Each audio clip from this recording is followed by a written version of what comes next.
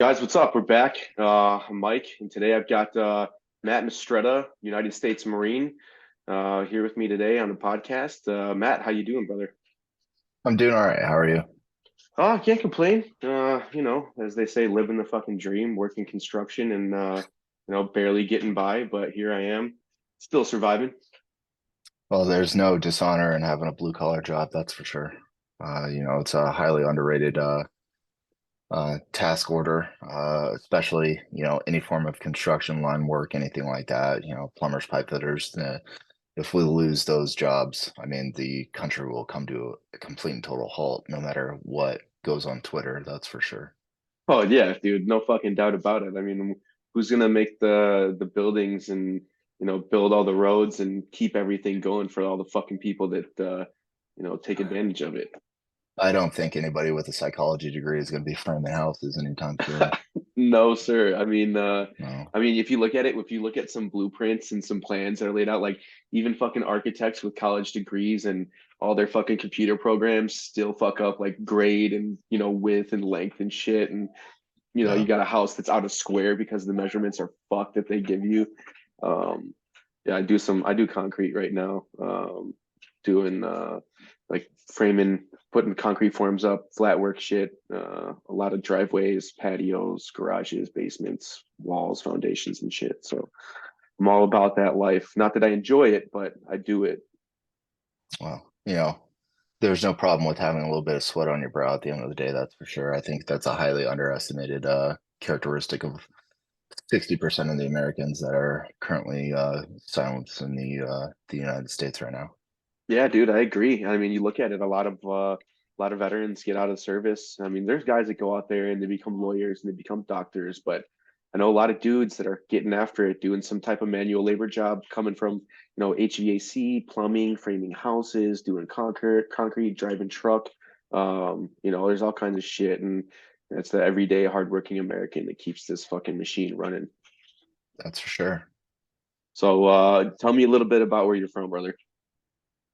All right, so I was born in Palo Alto, California. I lived in the Bay Area until I was probably about 7 or 8, and then I grew up for the rest of the time in a place called Reno, Nevada.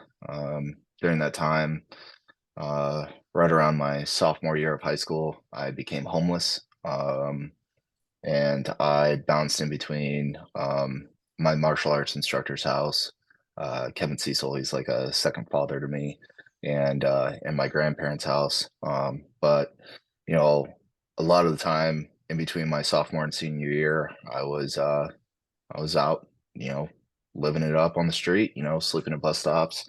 Um, my football coach used to let me use the football locker room to wash my uniforms and take a shower after weightlifting and stuff like that. So shortly after I graduated, and that's not to say that I haven't reconciled with my mother, which I have, and forgive and let the trespasses be bygones. And so I joined the Marine Corps at 18. I was at MCRD San Diego before I had my diploma, and I went through recruit training. What I year is met this? Sorry to interrupt you. What year is did two, you go to boot camp? 2009. 2009. Okay, same here. Yeah. So I went to MCRD San Diego in 2009. I met one particular individual that I will never forget there. His name's John Farias. John and I were rack mates at or excuse me, at MCRD. We were rack mates in School of Infantry. And then we actually got to the fleet and became roommates again. So my first duty station in the Fleet Marine Force was 1st Battalion, 5th Marines, Bravo Company, and I was selected for 3rd Platoon. And I kind of remember the night we got there. It was unreal. The first thing that they did is they separated all the guys that dropped. They knew we were coming into a combat tour, so they reinforced 5th Marines, especially because um, when I got to the unit, 3-5 was in Sangin, Yep. just giving it hell. And so they knew that we were going to need a lot of bodies because 3-5 was taking a lot of casualties. Yep. And so they reinforced 1-5 and tried to get us as 2 as possible. I think I ended up deploying with like 10 or 11 guys in my squad. But John and I were rack mates in 1-5. We actually got NJP together as well. Oh yeah. So, I so got one of those. yeah, so John was an Eagle Scout. He's out of New Braunfels, Texas, and they named a school after him. Actually, it opened up, and I believe it opened up this year in 2023. But John went out with his Eagle Scout money. He got a $7,500 bonus and bought a brand new Saab 9.3 turbo black. Put some wheels on it. We're driving down the highway one day, and we met some female companionship, and we ended up going back to their house. And on the way back, I noticed that John was pretty intoxicated. We had a scuffle for the keys, and he won. John was a very fit guy, very, very strong. And we drove back to base, and we uh, we got popped at the gate. John was intoxicated, and so we ended up doing I got 15 tripled out, so I got 15 days extra duty, 15 days half pay and 15 days restriction. John got 45 maxed out. And but we worked our absolute asses off. So even though we got NJP'd, a month later they promoted both of us to team leader. So I was a PFC team leader, and I had 2 lances under my charge at the time. Derek Cunningham and Chris Miles, both super stellar guys. And then we finished our pre-deployment training program and ended up deploying and ripping out with 3.5 kilo and Sangin. And No shit. we I got a were couple of good buddies in 3.5 kilo. Yeah, I ended up going to 3.5 kilo after this tour, but Oh, so is that where you met Cody Lightfight? oh yeah, Cody Lightfight and I were squad leaders together in 3.5. No shit. Yeah, Was Matt Burgess still there when you were there? yeah, Matt Burgess was still there. He was in first platoon. Yeah, Oh my God, yeah, that's fucking. Oh, that's funny. That is funny. Small yeah. world. So we were in Sangin. We took over PB Transformer. Yeah. It's not because of like Optimus Prime. It's because that's where the city's power grid was, or the Yep. village's power grid. So we were at the FIBA, the forward edge of the battle area. It was us and then Indian country. Um, and for like the first 2, 3 weeks, as we were doing the left seat, right seat from 3.5, it was pretty quiet. Nothing really happened. We were out there doing presence patrols. We were looking for it. My squad leader, Sergeant Marlowe, is probably the epitome of a squad leader that I could think of. I have in 1.5 had a serious amount of command leadership. I mean, my platoon sergeant did 4 tours in Iraq. My first squad leader had 3 or 4 tours in Iraq. His name is Staff Sergeant Nelson. And there was a ton of leadership. I mean, Captain Polton, I think he's Major Polton now. He was a recon Mustang. He was in first platoon, and he ended up becoming a Mustang as a gunny when he No was at shit. BRC. And then so we had a serious amount of experience, but I mean, it still wasn't what we were ready for in Sangin. Our our deployment video, which is on YouTube, it's First Battalion, Fifth Marines Sangin deployment. They actually interviewed Sergeant Nelson, and he compares Sangin to Iraq, and he's like, I did 3 tours in Iraq, but Sangin is a different beast altogether. I mean, they're Yeah. doing platoon level movements in Iraq, and out here we're doing squad reinforced movement to contact. So it's a pretty wild situation. So for the first month that we were there, first 2 weeks to a month, we were there. Nothing really happened, and then one day, it just exploded. There was 15 or 16 attacks across the entire battle space, across the entire battalion on one day. IED initiated contact, um, suicide vest, just a ton of stuff. And where we were at, PV Transformer was man, just man on the wall type deal. Um, so we took 17 killed in action that entire deployment. 5 were in my platoon, and all 5 were by gunshot. Um, Jesus. that's not to say the rest of the guys that were blown to shit. I mean, third squad, I think, absolutely got it the worst. Third squad, they lost their squad leader that year. His name Sergeant Ward. He came from, I believe, PRP. My squad leader came from PRP as well. He came from Kings Bay, Georgia. I think Sergeant Ward came from Bangor, if I remember right. But third squad got it the worst. I was in second squad. We actually got it the least. We were one of the first to take a casualty, though. Corporal Perez caught it through and through to, I believe, his left shoulder as we were doing a movement to contact. And so I remember this guy. His name's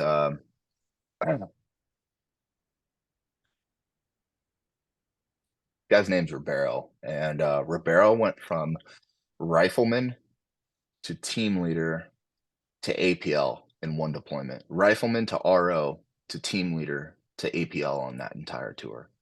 So he held 4 different billets. No meritorious And was promotion. that, oh, sorry, I was just gonna say, is that due to the fact of like obviously How, taking the position of somebody that was a casualty? yeah, so they lost a ton of guys, and yeah, so he yeah, that was his adjacent billets to becoming a radio operator. And so one day he is now selected for Major General, but he is currently Brigadier General Thomas Savage. He's currently commander of Eurocom right now. And you know, he comes out on a patrol with First Squad, Sergeant Nelson Squad, Staff Sergeant Nelson Squad now. And I remember from what I was told of the story, I wasn't there. From what I was told of the story is they got into a tick, troops in contact. And while they were waiting, again, this is from what I was told of the story, he he fired my platoon commander in a gunfight. Um, and that day, my platoon leadership changed over, and the battalion gunner became my platoon commander. Oh, So I gunner, mean, that's a solid setup though. I mean, yeah, his name's Gunner Keith Marine. He retired in 2022 after 30 years of service. He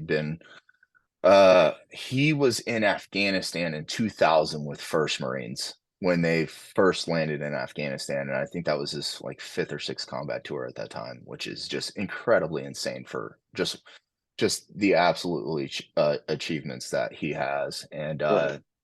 Davids has a really good interview with him outside of Fifth Marines, looking up First Arms Hill, and he goes to explain during that time. I remember the guy that interviewed him was our combat camera guy. Combat camera was pretty much attached to our platoon for a long time because every time we left the wire after that, it was a gunfight. Yeah. And so, they always want the moto videos for the guys back home, and kind of showing them how we're gaining ground and everything like that. And Gunner Marine did an exceptional interview, and I expect nothing less of an exceptional man. But Gunner Marine goes to say, like,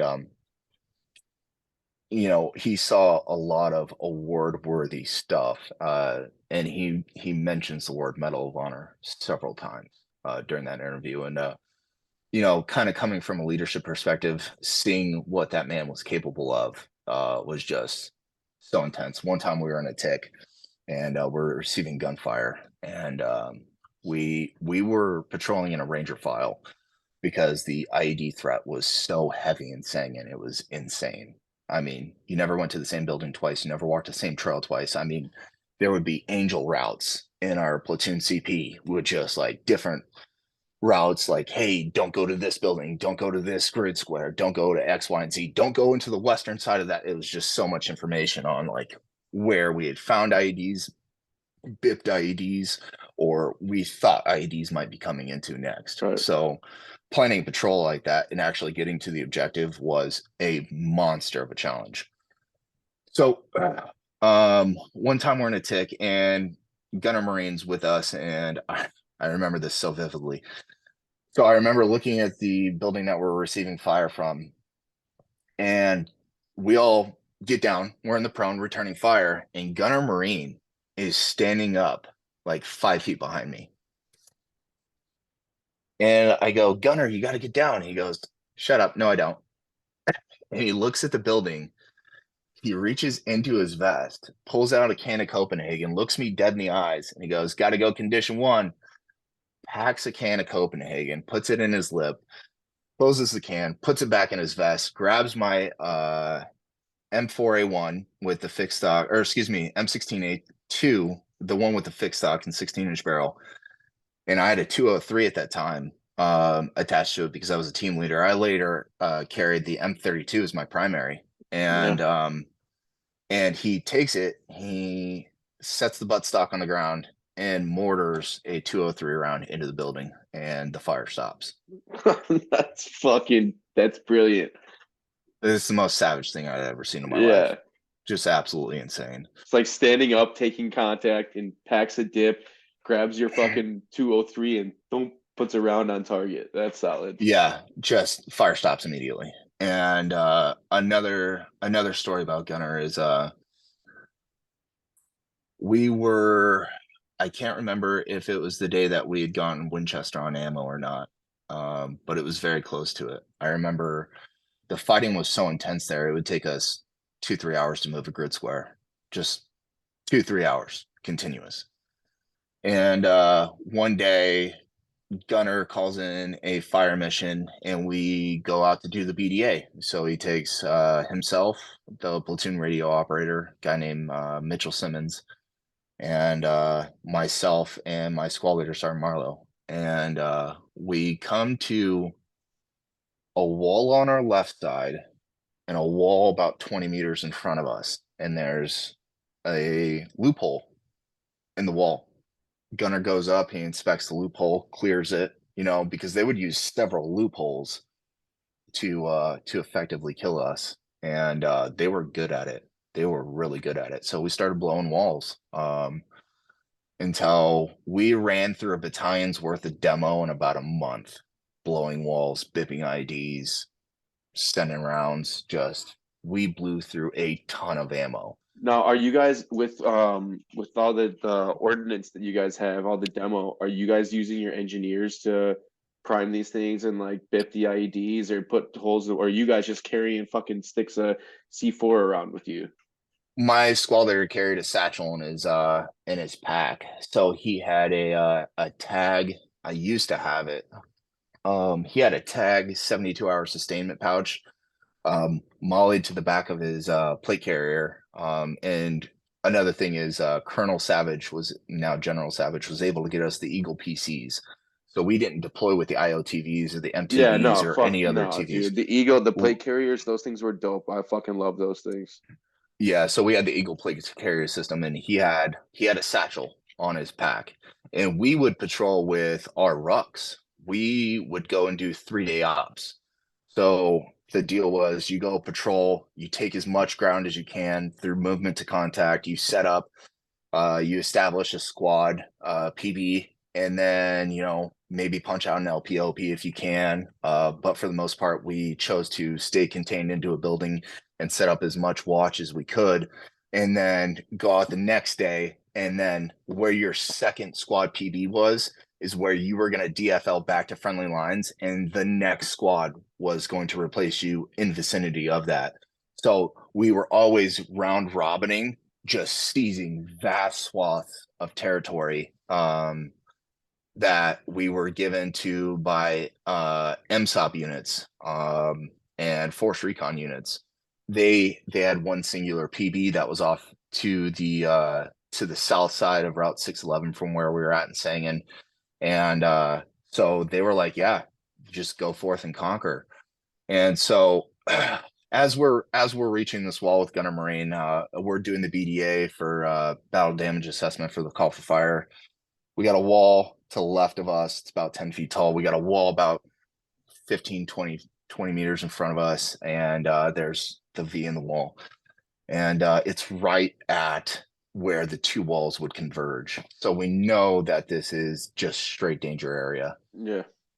Gunner Marine, though, he was not somebody to do something without doing it himself. So, or he was not somebody to tell somebody. He was not somebody to tell somebody to do something that he wouldn't do himself. So he went up there, inspected it, cleared the danger area, while myself, Sergeant Marlowe, and the radio operator holding outboard security. And he goes, okay, cool.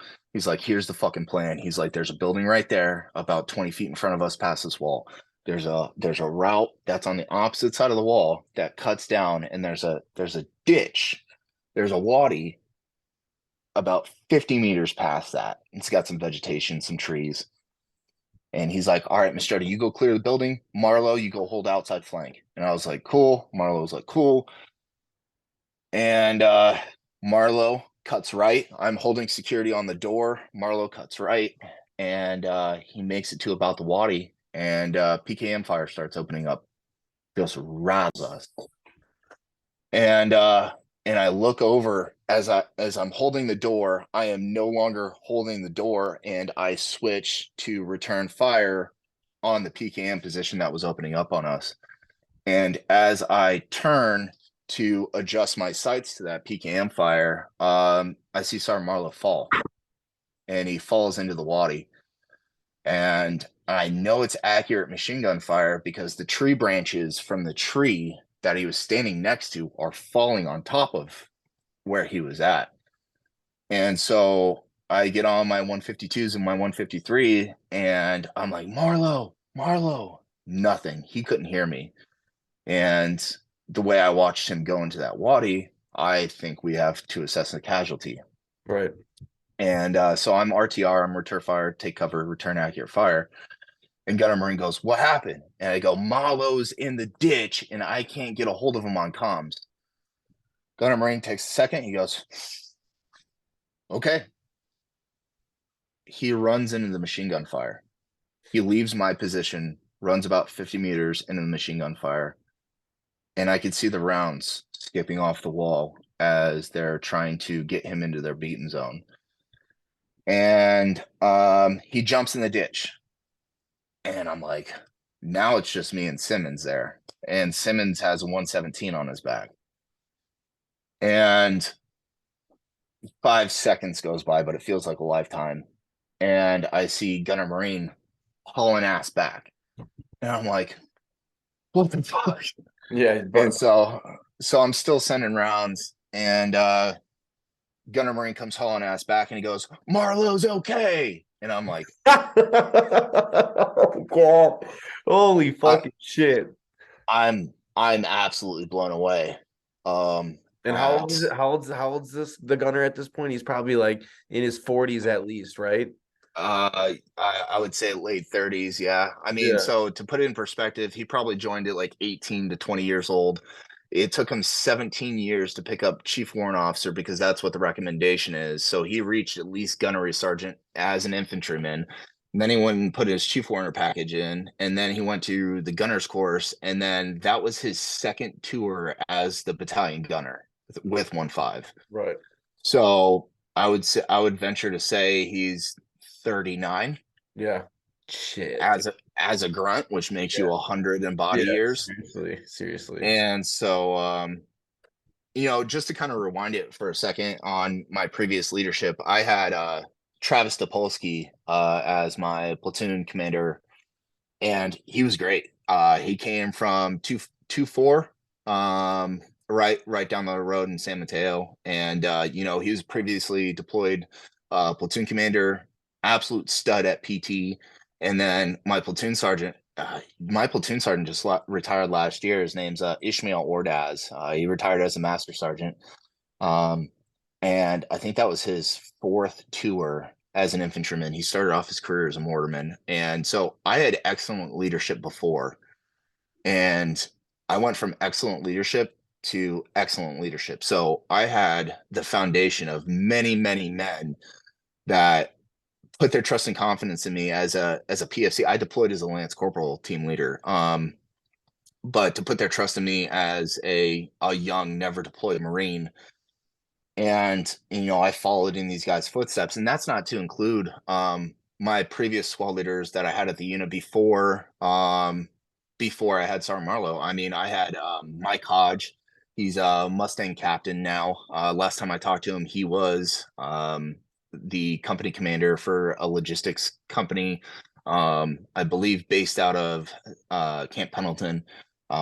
So he's now a Mustang as well. I had Chuck Polton for a very short amount of time. Again, the BRC Recon Mustang, Force Recon guy. You got a fucking solid ass lineup of leaders, just guys that have And like previous yeah, combat experience, you know. yeah, and then I had another guy who had a great impact on my career, a guy named David Leone. David started his career in the Army, actually. He started as an electrician in the Army, and then he became a sniper or was attached to a sniper platoon, one of those two instruments, I don't know which. And then he got tired of the Army and their lack of standards, so he became a Marine. And then he went through SOI, I think, as a sergeant, and then came to 1-5 and got bounced around a couple platoons because when they dropped all of us boots, I mean, I think I showed up to the company with like 35 dudes. Yeah. So there was 35 new cats, and that's not including the guys that dropped from FAST, from PRP, from like Kings Bay, Georgia, Bangor, all Yeah. these other places. I mean, so we have quality leadership with a ass ton of new guys.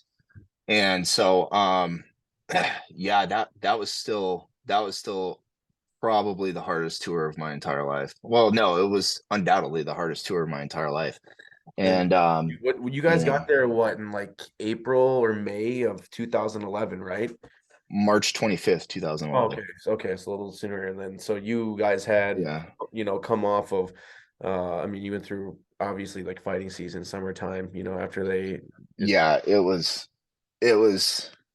unreal. I mean, there's a video of my squad on YouTube, and we're going to recover the body of Mendez Hernandez. And while we were out there, a guy named Blas Trevino got shot through the stomach.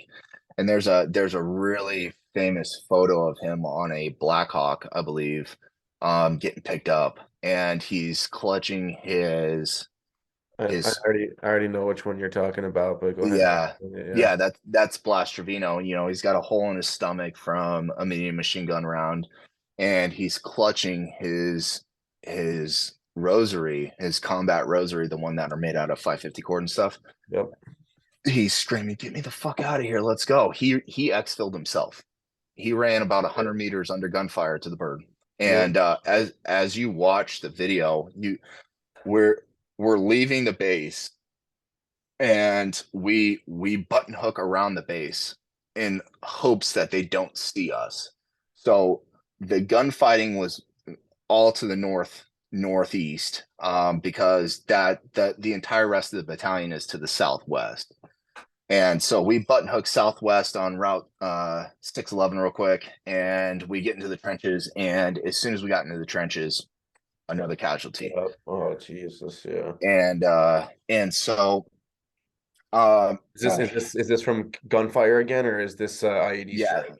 Okay. no, that was Blas Trevino with the gunshot, and we finally get to Mendez Hernandez. He was in third squad. So Trevino was in third squad, and as they were waiting for us, he got shot in the stomach. So as we get to Mendez, his eyes are covered, his body armor stripped, and I remember running into Doc Washington, excellent corpsman, just hands down. We had some of the best corpsmen. We had 3 corpsmen in that platoon, and Doc Trafney, Doc Washington, and I can't remember Blake. I can't remember Doc Blake. I can't remember his last name. Uh, all three just immensely great individuals. I could not complain with anybody that was in my platoon. And that's not just like some reminiscing of like the days past. Like we had some absolute killers. And we had some absolute angels on that deployment. And the angels naturally were the corpsmen. And I was surrounded by a ton of heroes. So I remember linking up with Doc Washington, and he tells me that Mendez was rounding a corner, and those loopholes, man, they're called murder holes for a reason. Um, he had the Thor system on his back, and he was sweeping for IEDs at the same time. So the guy's got plus his combat load, so rifle, 6 mag, two hand grenades, all the rest of our stuff. And as he turkey peeks around the corner, he doesn't see anything. And then he looks back and he goes, "Everybody ready?" Everybody said, "Yep." And as he stepped out, he got hit like 20 something times from his waist to his cranium with machine gun fire. And they won the gunfight, cured his body, and then we showed up. And I remember he was laying on a poncho, and it's Sergeant Woodall, who's a Silver Star recipient. And I'll get into that story in a second. And myself, and we're trying to drag him on the poncho, but there's blown down walls. We're trying to drag him over walls, and 160 pounds of dead weight is 160 pounds of dead weight, no matter which way you cut it. And my squad leader was extremely hard on us for the pre-training program, and always demanded the best of us, and he pushed us hard as hell. And I finally looked at it and I said, just give me him. Just give me his body. And I put him on my shoulders. And I remember here's one thing that the movies don't get right is when somebody is dead and they have an orifice or a hole on their body, gravity works south, right? So everything drains. So when I picked up his body, CSF, blood, everything else, bile, his bladder evacuated on me. I was just covered in him, and my squad leader, he looks at me, he goes, "You ready?" Because we gunfight to get in, and we're gunfighting to get out. And I said, "Yep, I'm ready." And we take off through the compound that we entered to get into where he was at, because he was inside of like a small little village. The best way they can cordon off with 3-dimensional security, which was an absolute nightmare. And I think at that point they only had like 8 guys, because everybody else just got blown the fuck up, Shit, or shot. And so we exfil out, and my squad leader is Sergeant Marlowe. I can't say enough about this guy. Between Sergeant Marlowe and Sergeant Woodall, they set up coordinated gunfire, and I am running behind a gun line of medium machine guns. So when we left for patrol, we took 240s, we took 2 saws, and an ass ton of demo. So we have our 240s, we have 3 3s, 240s, and then we have all the saws. And the 2 squad leaders coordinated gunfire. And I had Mendez on my shoulder for about a mile. fucking For shit. about a mile. That's And that was walking through boot deep mud, because we were staying off the trails, because the IDs, they can't sweep fast enough for me to walk through and get him to the exfil site and also move the guns at the same time. So they said, less dangerous course of action, run through the mud. And so I'm running through boot top high farmlands, like Ohio cornfields, with him on my shoulders, and we move about a mile. And I remember about halfway through, we took a quick tack pause because I was absolutely Okay. smoked. I've never had my legs burn like they had that day, and I've always excelled past that point. Because my squad leader looked me dead in the eyes and he said he wouldn't drop you. That's fucking. That's You know, I still get goosebumps thinking about that, and that's an everyday occurrence. yeah. Um, and he looks me dead in the eyes and he says he wouldn't drop you. And Mendez was fierce, man, fierce. I remember I ran into him one time coming off post, and he hadn't slept yet. He pulled an overnighter, but he's writing in his Right in the Rain Bible verses, studying them, and I'd never heard this guy complain once ever. We could be rucking our dicks off. You know, I remember one time we did a battalion hike from San Mateo to Horno. Entire combat load, all of our stuff. It was like 26K. And we infilled into the hill behind Iron Mike, which that hill is like this. I mean, you literally bear crawl up some of it. And he never complained once. And it was really intense. And I remember Marlo saying, you know, he wouldn't drop you. And Well, then I what could were have you ran. thinking like at that? I mean, at that point in time, you said your legs had never burned like that in your life, and then your squad Yeah, looks at you and said he wouldn't. Like, what's going through your head at that time? Like, I could have walked out all the way across Afghanistan with him on my shoulders at that point in time. You know, I was at that point in time, I was kind of used to, moving casualties, getting people off the X, Y, and Z, kind of moving them around. But, that was hard, especially walking through the mud. oh yeah. That's not something that they do in MCRD. And I wish they did. Um, So so you trek like a mile through some boot deep mud. You get him. What do you guys yeah, got? An LZ secured off, or Helo's already there, or what? no, we exfilled him. Hilo said no because he was already dead. And that was another thing about Sangin is it was so hot we couldn't use rotary wing for stuff like moving Yeah. casualties. Like if they're dead, they're not going on the bird. So what did they Um, send trucks out from Jackson or something or Nole to pick them yeah, up? Yeah. yeah, they sent trucks out from Jackson, and another Silver Star recipient showed up. His name's John Kong, HM. I think he retired as an HM1 or HM2. Jonathan Kong. He was on the MAP platoon at that time before he moved over to, I believe, first platoon because they took so many casualties as well. Hey Matt, But I'm sorry to cut you off, brother. We got to take a quick break for a second. We'll hold it up at where you guys have Mendez and you guys are getting convoy to come out to grab him. All right, we'll be right back. Okay. cool. All right, Matt. We just took a little break. We're coming back. You were talking about going to grab Mendez, and Yeah. you got guys coming out for picking up the casualty.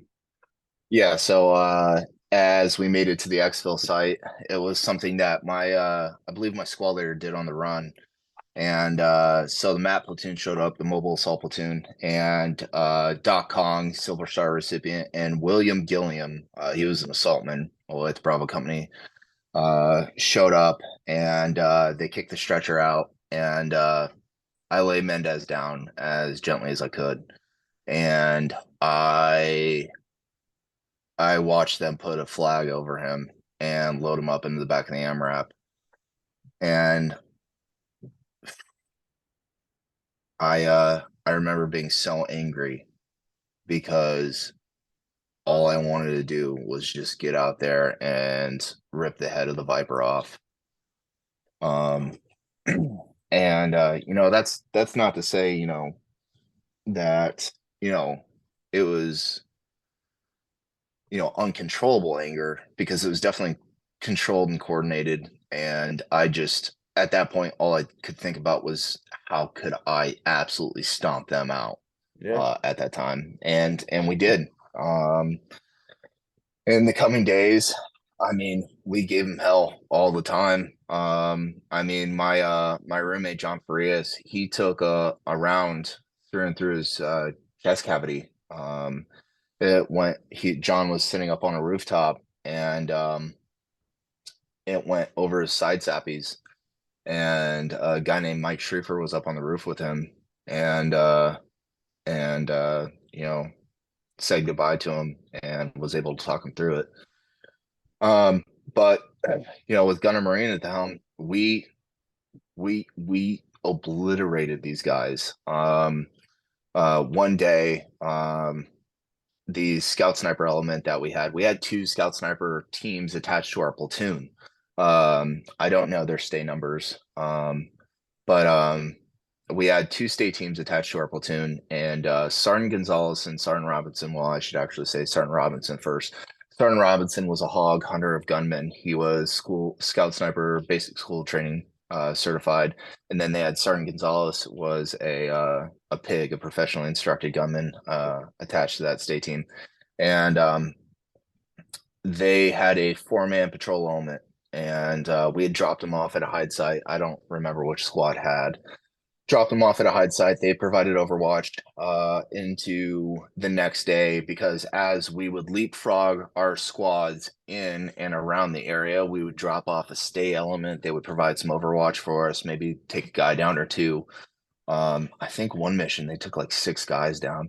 But then we would push past them and they would give sit reps as we would move past their position. And we would either pick them up and then take them to the next squad. The next squad would bring them back. We would just kind of round robin like that. And that was the tactical mindset that we had to do there, because, we were pushing out with 20-man patrols. So one day in particular, this was kind of a bad day. Do you remember like the Google Earth screenshots that you would recruit laminate, and that would be your GRGs? Yeah. Yeah. So walking through the wadis and everything, if you didn't recruit laminate your maps good enough, I mean, they just became obliterated. Yeah. Yeah. So we were going up to relieve, I believe it was 3-1 at the time. We were 3-2, and we reach a crow's foot in this village. So we had patrolled probably 5-8 clicks out. We're going to relieve 3-1. I couldn't reach 3-1 on the radio, neither could Sergeant Marlowe, the miraculous glory of green gear. And so as we're patrolling up, I see a series of buildings in front of me. I got left, center, right, and right, and then like 3 or 4 buildings onto my sides. And I'm looking at the map and I'm trying to figure out which building it is, but the map's kind of blown out, and I start just going forward. So it's my Minesweeper Diffuso, myself, and 3 Afghan National Armies, and then my 240 gunner behind me, and then Sergeant Marlowe. So I am 3-2 Bravo, so I'm the second team leader in this element, but lead nav at the time. Then my squad leader had the rest of the adjacent platoon, or excuse me, the rest of the squad behind him. And as I'm patrolling up, I say, we're going to go for this building right here. And we're still in a tactical environment, so we can't really just yell out, hey, 3-1, where the fuck are you? Because I have 20 guys behind me that may or may not have cover. Right. So I start patrolling up and I hook left. So Diffuso hooks left and I hook left, and then the 3 Afghan National Army guys behind me hook left, and then just bursts of machine gun fire open up, and I'm just like wondering what the hell is going on. And as I have a wall behind me that's about 20 foot tall, and we're in a wadi, and the first thing I do is I grab Diffuso, my combat engineer, and I was like, are you okay? Like, are you hit? Is there any holes? And as I'm asking him that, and I grab him to get his attention because machine gun fire is opening up, I turn my M16 and I start lobbing rounds. I send 2 or 3 203 rounds of HEDP, but it's not effective at that time. Diffuso gives me a thumbs up. He's like, I'm good. And I'm like, okay, Afghans, are you good? And I see this guy stripping his gear off. And it's us 5 in a wadi, and I can't find 3-2. So my squad leader ran a flanking mission. He took the 240 that was behind me, knowing that I would be okay in that wadi. At least I had cover and concealment. And he went to go get in the fight with those other guys. He knew that I was going to be able to sustain myself there for at least a short amount of time until the battle kind of reached a lull. This guy's stripping his gear off, ripping it off, and I'm like, "Where are you hit?" But he doesn't speak English, Yeah. and so this is also the Afghan medic that got hit, and so as I'm, priority of work, chest cavity, face, air, march, massive hemorrhaging, and I get to his hips, and he's got a bolt hole going into his right buttocks, traveled down his femur, hit his lower leg, and blew it open. Yeah, so the Yeah. arteries fucking shredded or what? So I start ripping tourniquets, and I get positive stop on blood flow, and I put them on my shoulder, and I have my rucksack, I have my plate carrier, I have my M4, and now I have this guy on top of me in all of his gear. So I have my M4 slung, and I have his helmet and his plate carrier in my hands, and I say, "Defuso, get inside the building." And as we turn inside the building, it's an apple orchard. And I was like, this is bad. This is bad, because they would use vegetation to set up trip lines. And so I tell Defuso, I was like, blow the wall, get the fucking wall open right now. And as I'm saying, blow the wall, I hear voices on the opposite side of the wall. That's 3-1. So a 3-1 is just to the outside of that wall. I am now inside of a breach that I know has a positive machine gun fire on it, and they have it dialed in. They're hitting us. I mean, they just hit us. And 3-2 is off to the, at that point, it was southeast. They were J-hooking around.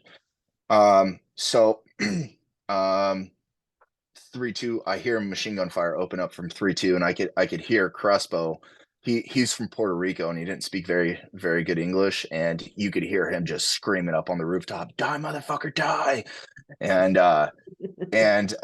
so I'm like, okay, cool. Like now we're finding another pathway. So Defuso sweeps through through the apple orchard, avoiding mines and IEDs, and we find a giant V in the wall where the corner had kind of caved in, but it was still about 8 feet tall. So we're beating the wall down, and we get it to about where it's like 7 foot tall. And I was like, fuck it. And I was like, blue, blue, blue. And the guys responded with the proper brevity codes. And which I'm not gonna say the brevity codes just in case somebody picks this up, but through brevity code talk, I know my boys are on the opposite side. I military pressed the Afghan over the wall, and then I took like 10-15 steps back, and I just ran through the wall. They called me the Kool-Aid man for a little bit after that. That's hilarious. So I ran through, and this is a 12-inch Afghan wall. I mean, they're solid. Yeah. So I went through the wall. It dropped down to about like mid chest level. The rest of the guys jump over. I think it's Doc Washington again. He packages the rest of the patient, puts a hypothermia blanket around him, and double checks all of my wound packaging. And Lieutenant Polsky was my platoon commander at the time, and he pulled me aside and he's like, "I'm writing you up for medal." And I was like, I don't care. Like there's more important shit going on right now. Yeah. Because he was with 3-1 at the time. And my platoon sergeant, Staff Sergeant Ardaz, now Master Sergeant Ardaz, retired, was with us. And that day, we got rocked hard. So they landed the bird for us. We got the Afghan medevaced. And then I believe that day as well, Matthew Byerly got shot through the shoulder as well. And so we landed second bird, and that was the first time that I had experienced the British pilots. And I've seen a lot of heroic stuff, but I'd never seen anything like that. They landed this bird in a 40, maybe 40 meter by 30 meter LZ, just wide enough. I mean, they slapped the tail rotor off the ground. They came in nose down, stood the bird at its full 12 o'clock, slapped the tail rotor off the ground, and landed the bird. Jeez. And so we get them all packaged up. I mean, they literally almost like hit people. Like the pilot was like, "I see you, dude. Like you're good. Shut up. Stop bitching." The British PJ or whatever their terminology is White gets medic or out through. whatever. Yeah. Yeah, he throws a pack of Rip It and a pack of Gatorade on the ground. He's like, "All right, we ain't got all day. Let's go." And so they load the guys up and we go continue on the gunfight. Well, I think it was Master or Daz that called in the air resupply.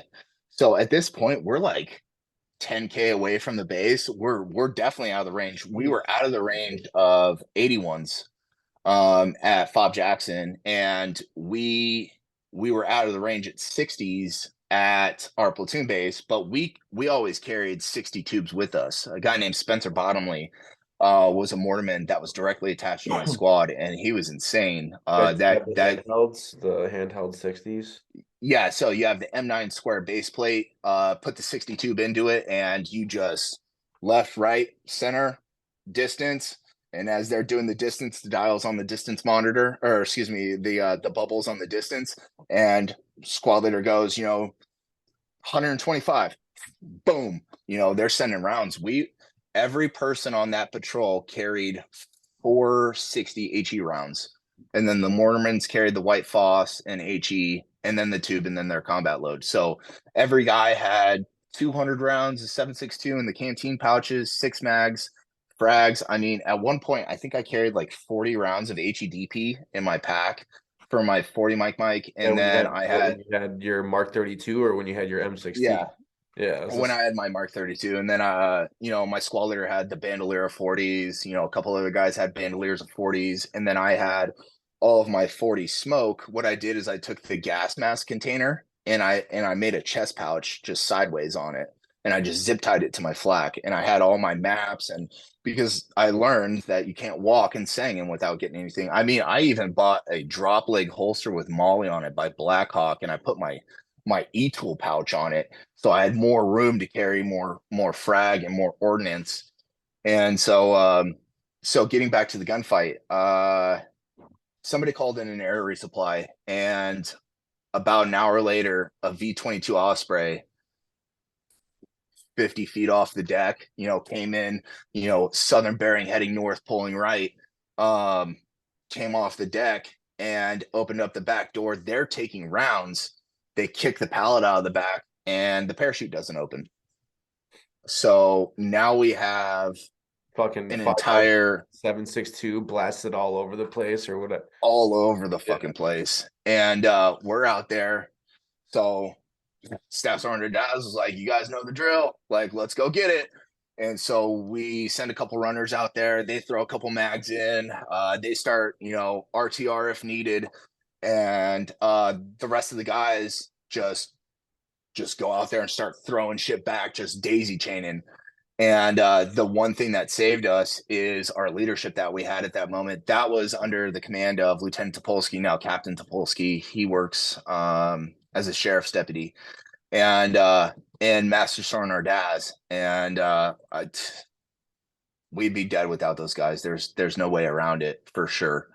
So how many And this is all stuff that's going on like throughout the deployment, or like this is just after you guys have gotten into this kinetic environment? Because you said like the first month you guys didn't really take, like nothing crazy was going on, and then one day it just popped off, and then from then for the rest of the deployment you guys are just getting it. yeah, so we have, as 3-2, we have 200 confirmed ticks as just 3-2. And And then that's then just your squad, third platoon, second that squad. that's just their platoon second squad. And then everybody else had somewhere between 180 and 200 ticks as well. And that was every day in the life. But you got to remember like what tick contact was in the GWAT too. Like if you take a pop shot, Right, like right. that's But troops in still, contact. but So you got like for you to relay that message to somebody that doesn't understand, like essentially you're there like what, like 2 weeks in, 2 weeks out. So essentially you're doing like a full-fledged 6-month deployment where you got 30 days a month, 30 times 6, what is that? Fucking 180 days, right? Something we like were there. We were in country for 6 months and 22 days, and there was the first 2 weeks and the last 2 weeks were probably the only thing that happened, or the only quiet we had. yeah, yeah. I mean, there was guys getting shot on the post. you know, there was two guys. I'm not going to repeat their names because they're dirtbags, but they had a single shot rifle of some sort. We couldn't figure out what it was, and then offset at an angle of some sort, they had a couple machine guns. And I mean, it was so heavy combat that our entire platoon looked like this. So we had our entire TO squads, well, what we could get of TO. So between 8 and 12 guys, we had a javelin team, we had a displaced mortar section, we had two sniper elements, we had combat engineers, we had 3 medics, one per squad. And I mean, our entire platoon base had like 50, 55 guys on it, something like that. Gotcha. There's a pretty famous video of two guys, Sergeant Mathewitz and Corporal Reeder. It's on Funker 360 last time I saw it, but there's a javelin shot coming off a roof, and you hear Corporal Reeder, who's the A gunner, and Sergeant Mathewitz, who's sitting in the optic, and they sent a javelin missile off the top of a roof. I was on that roof with Corporal Mullins, who was a lance corporal at the time, and one other individual, and we were going to recover the bodies of Sergeant Robinson, Sergeant Gonzalez that day, the scout sniper element that had been compromised, and we took the whole platoon out there. So 3-1 for that day. There was 4 guys there. Sergeant Robinson, Sergeant Gonzalez. I can't remember if it was one of the Gauthier twins. That we had 2 sets of twin brothers. They both got injured that deployment. And then Doc Bridgewater, Doc Broadway, giant man, just absolute stud of a human. They get compromised. They take 2 casualties, and Gunner Marine is the platoon commander at this time. And he's like, "Hey, everybody, let's go." And I just want to talk about like the absolute heroicism that I saw that day, because it was so insane. Just at the platoon base, because at this point we had built a 3rd platoon base at this time because we seized so much land. This was PB Fahim. So PB 1681s, 1st Battalion 6th Marines, I think they're Cold Steel. The 81 section took over our platoon and our PB Transformer, and we pushed out. So now we have PB Fahim, which was just a triangle with bulldozed walls and a CP in the middle and 3 posts, because a triangle is the most defendable position with the least amount of posts. And so Gunner Marine took the entire platoon out there. There was only 4 people left on base. There was the 3 posts and Sergeant Colvin, who I think retired as a staff sergeant. Sergeant Colvin was the leader of the 81 section, or the 60 section. He was not only simultaneously managing Kazovac, but he was also the platoon base radio operator at the time, and he was also dropping mortars. So he's holding 3 billets at that exact time, and the entire rest of the platoon is gunfighting. So this only happened maybe 300 meters from the outside of our lines. So I remember Sergeant Marlowe says, "Everybody get your shit." I see Sergeant Woodall. He's gathering his guys. Sergeant Nelson was gathering his guys, and the stay element is out there just getting hammered with machine gun fire.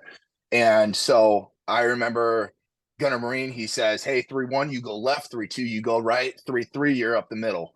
And we formed a spearhead position with the squads. And so 3-1 went left, 3-2 went right. We secured the flanks. This was the day Derek Cunningham spotted a guy running an ICOM radio, and the MAP platoon was heading up Route 611 as we were coordinating all this gunfire. And through that coordination, the MAP platoon was able to take care of that guy. And I remember as we were leaving, Sergeant Woodall, this is what he received his Bronze Star for. There was a combat engineer that was attached to our platoon that just flat out said, "Hey, I'm not going. Like, this is, I'm not going." And Sergeant Woodall said, "The fuck you're not. Like, get out there and sweep." And the kid literally threw his Valen on the ground. He's like, I can't go and do this. Like, this is beyond me." Sergeant Woodall picked up that Valen Minesweeper and went out there and cleared the LZ, commanded his squad under fire, set up support by fire positions while sweeping for the LZ. While the other two squad leaders, Sergeant Marlowe and Sergeant Nelson, were coordinating fires with support by fires to give them flanking positions. And Gunner Marine is coordinating call for fire with Staff Sergeant Colvin on base. And just when I frequently will mention leadership on this because I could not speak higher of the leadership that I had in my entire Marine Corps career. Fuck, it sounds like fucking. Yeah, it was insane. And so we get back, and so actually hold on. So as we're out in the gunfight, they coordinate the exfil for Sergeant Robinson, Sergeant Gonzalez, and Gunner Marine says everybody RTB right now. And this is as after you guys have made it to the casualties, and once you guys have secured the casualties, he's like, "Get the fuck back." yeah, so they exfilled the bird because we learned to call them in as urgent surgicals. Because it's life over limb at that point in time, and you need to get these guys off, and the fastest way to do it is to go 2 Cobra gunships or an A-10 with some other support and just absolutely hammer these guys. And so the gunfire ceases after some call for fire and some CAS, and we had a platoon JTAC as well during that time, and I can't remember his name for the life of me, but he was an NCO. He was a good guy.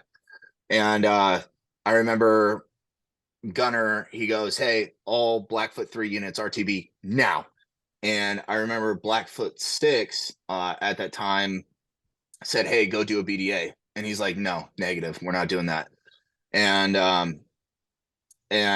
Blackfoot 6 goes, "No, you're going to go do a BDA now." And he's like, "Hey, I will talk to you when I get back to the base, but we just lost 2 guys. We're not doing a BDA. Like, we need to go and get this fixed before we go out and push out anymore." And we actually had 2 company commanders on that deployment too. And I don't remember which one had said that at that time. But my first company commander, his Captain Frank. Captain Frank joined first platoon on a recovery mission for Nicholas O'Brien. Nicholas O'Brien stepped on an IED so big that they found nothing of him. It turned him into particulate. And as they made the decision to go look for him, and this is all third-party knowledge, I wasn't there. Captain Frank stepped on an IED that blew his leg off, and then we had Captain Hunt that finished that tour as our commanding officer. So even our CO was critically injured on that deployment. Yeah, and so yeah, I couldn't really speak higher for any of the command staff. That was insane. And I mean, we had just some of the most excellent men that I'd ever had the pleasure of serving with. Yeah, dude, it fucking sounds like it. You guys had one hell of a deployment too. Went through the ringer. Yeah. And like in what was it? You said like the last 2 weeks, lull, there was like a little bit of lull in the fighting. What was going through? You guys still conducting? Was this like rip time, or was this like you guys were still conducting daily patrols? And what kind of shit when that op tempo slowed down? Like how were you guys like, I guess, digesting all this shit that had just been going on for the last 6 months? So we actually were removed from that battle space. So like I said, we built 3 positions during that time. We had 3 platoon commanders during that time as well. We had my first lieutenant that I had, Lieutenant Topolsky, who I believe retired as a captain. Then we had Gunner Marine, and then we had another weapons platoon commander who later became like the fires NC or the fires officer. His name was Captain Lodato. And we built a series of positions up, and we knew that we're coming up past the halfway point of deployment. Gunner Marine stayed with us for 9/10 of the fighting season. I would say 80% of the fighting season. Lieutenant Polsky had quite a bit of the start of it, and then Gunner Marine, and then Captain Lodato took up the end of it. So we had a serious amount of changeover in that platoon. All three of those men are great leaders. Like, don't get me wrong. Like, I've seen all three of those men react to contact, and they handled it in a proper fashion that would institute a Marine Corps rifle platoon. Like, that is no understatement whatsoever. Um, but so we actually were removed from that area because we seized so much land that we couldn't hold all of it. So we just went out there and crushed everything in front of us. And we built up a series of PBs with that. So we started at PB Fahim, or excuse me, at PB Transformers. Then we built PB Fahim. 1/6 Weapons company took over PB Transformer. And then I think a detachment of 1/6 took over PB Fahim. And then we had another area that was like 10, 12 clicks to the northeast that was specifically for overwatch of the Helmand River with drugs and weapons trafficking. And I remember, real quick before I get to the lull, I remember when we built that PB. When we built that PB, we were lighting brush fires to clear the area, and that's where they would stash all their weapons. So when we lit the brush fire, I remember watching Sergeant Marler out there. We lit the brush fires, and then all hell started raining up around us, and we're like, what the hell is this? And so we get ready to react to contact, waiting to see people, but it's all their mags and their All the munitions and everything just left. yeah. That's fucking So so through the series of that, 1/6 Weapons came in and reinforced those areas, and I believe it was the call of the colonel, now General Savage, to move us, and we went to PB Vegas. That was just outside of Jackson, and first platoon held that position, and so we had the entirety of first platoon, and then we had the entirety of third platoon there, and at that point, it was really kind of nice. But we ran into a lot of downtime out there. This isn't to say that first platoon did not get in any gunfights, because I mean, Staff Sergeant Keitlinger, who's now in Special Operations Battalion, received a Bronze Star of Valor on that deployment. I think we had like 50 or 30 or 40 NavCom V or higher on that entire deployment. Like personally, I received a NavCom V on that deployment, but I mean, my squad leader, Bronze Star Valor, first squad leader, Bronze Star with Valor, third squad, Silver Star, just a cavalry of fucking straight of killers and warfighters.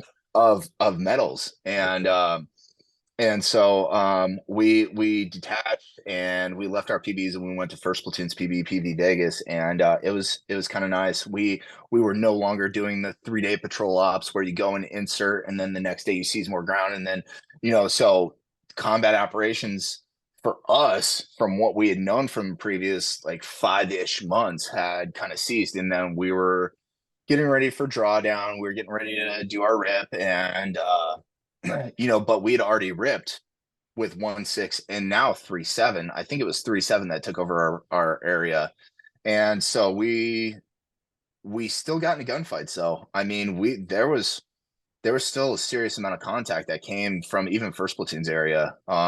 There's like our battalion video, you could see first platoon, first squad. I think it's Staff Sergeant Kellinger's squad.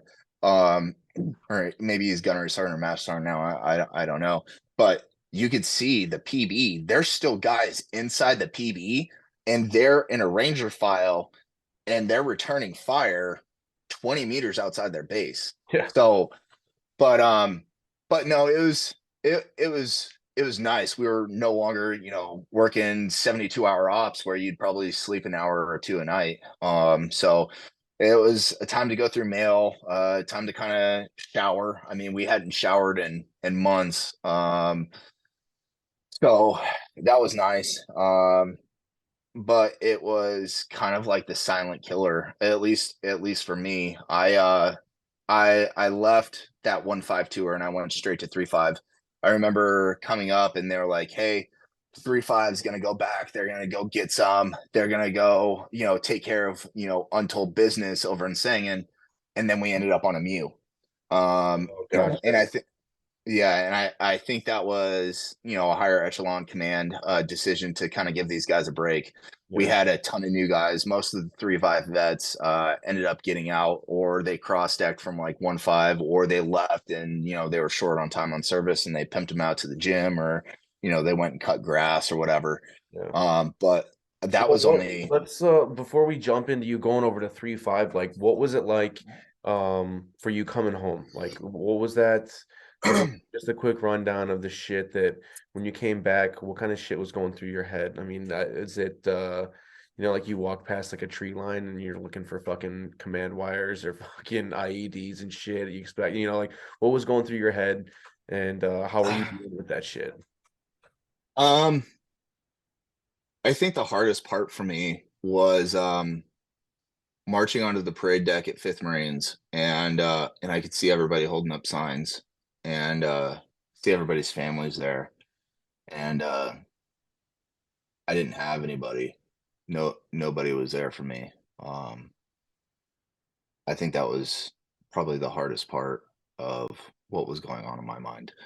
Um, I've never really had any flashbacks or anything like that. I've never, wondered if there was a guy out in the woodline, aiming a PKM at me. I've never really had, any sort of like hesitancy of merging onto a highway, wondering if there was an IED there. There's nothing like that.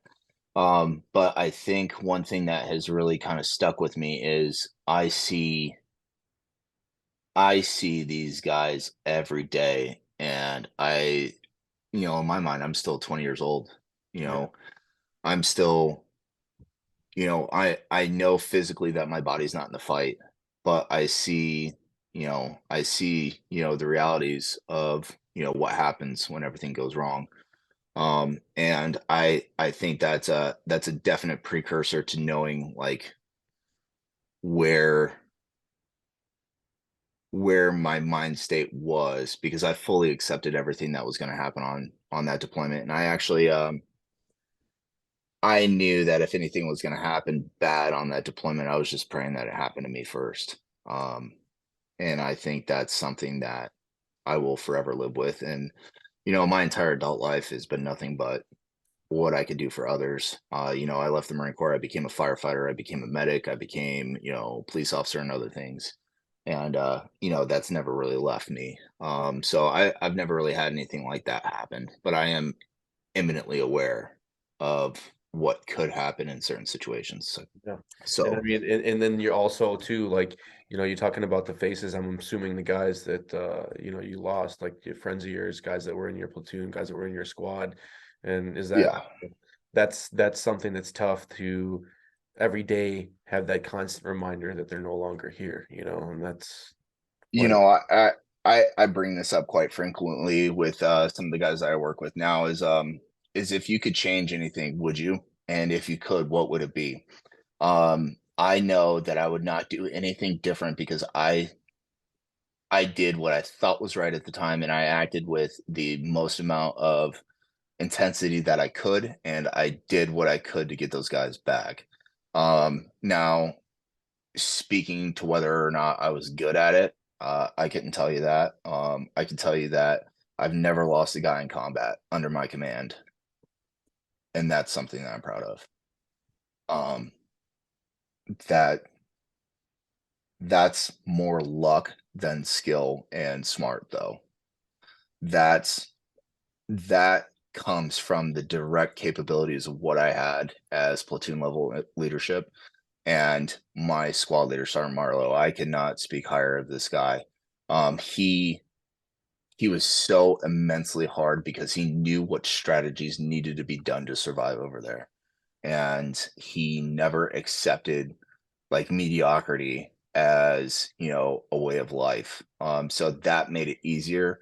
And if I don't think I would have made it as a squad leader on that tour if I had to change roles with him. Well, He's yeah, that's a huge fucking task to take on, especially on the yeah, responsibility level of other people being under your charge. And it seems like you were able to yeah. get through a lot of the shit that you guys went through because of the fucking beatings that you took prior to that deployment, and all that shit that you guys endured in training. And it sounds like it paid off. I mean, we all know that there's there's things that happen and that are outside of your control. But it Yeah, seems for what you guys were the cards that you were dealt, you were able to do something with it. But before we jump on to the next venture, let's take a quick break and we'll be right back. All right, Matt. sounds good. Thank you.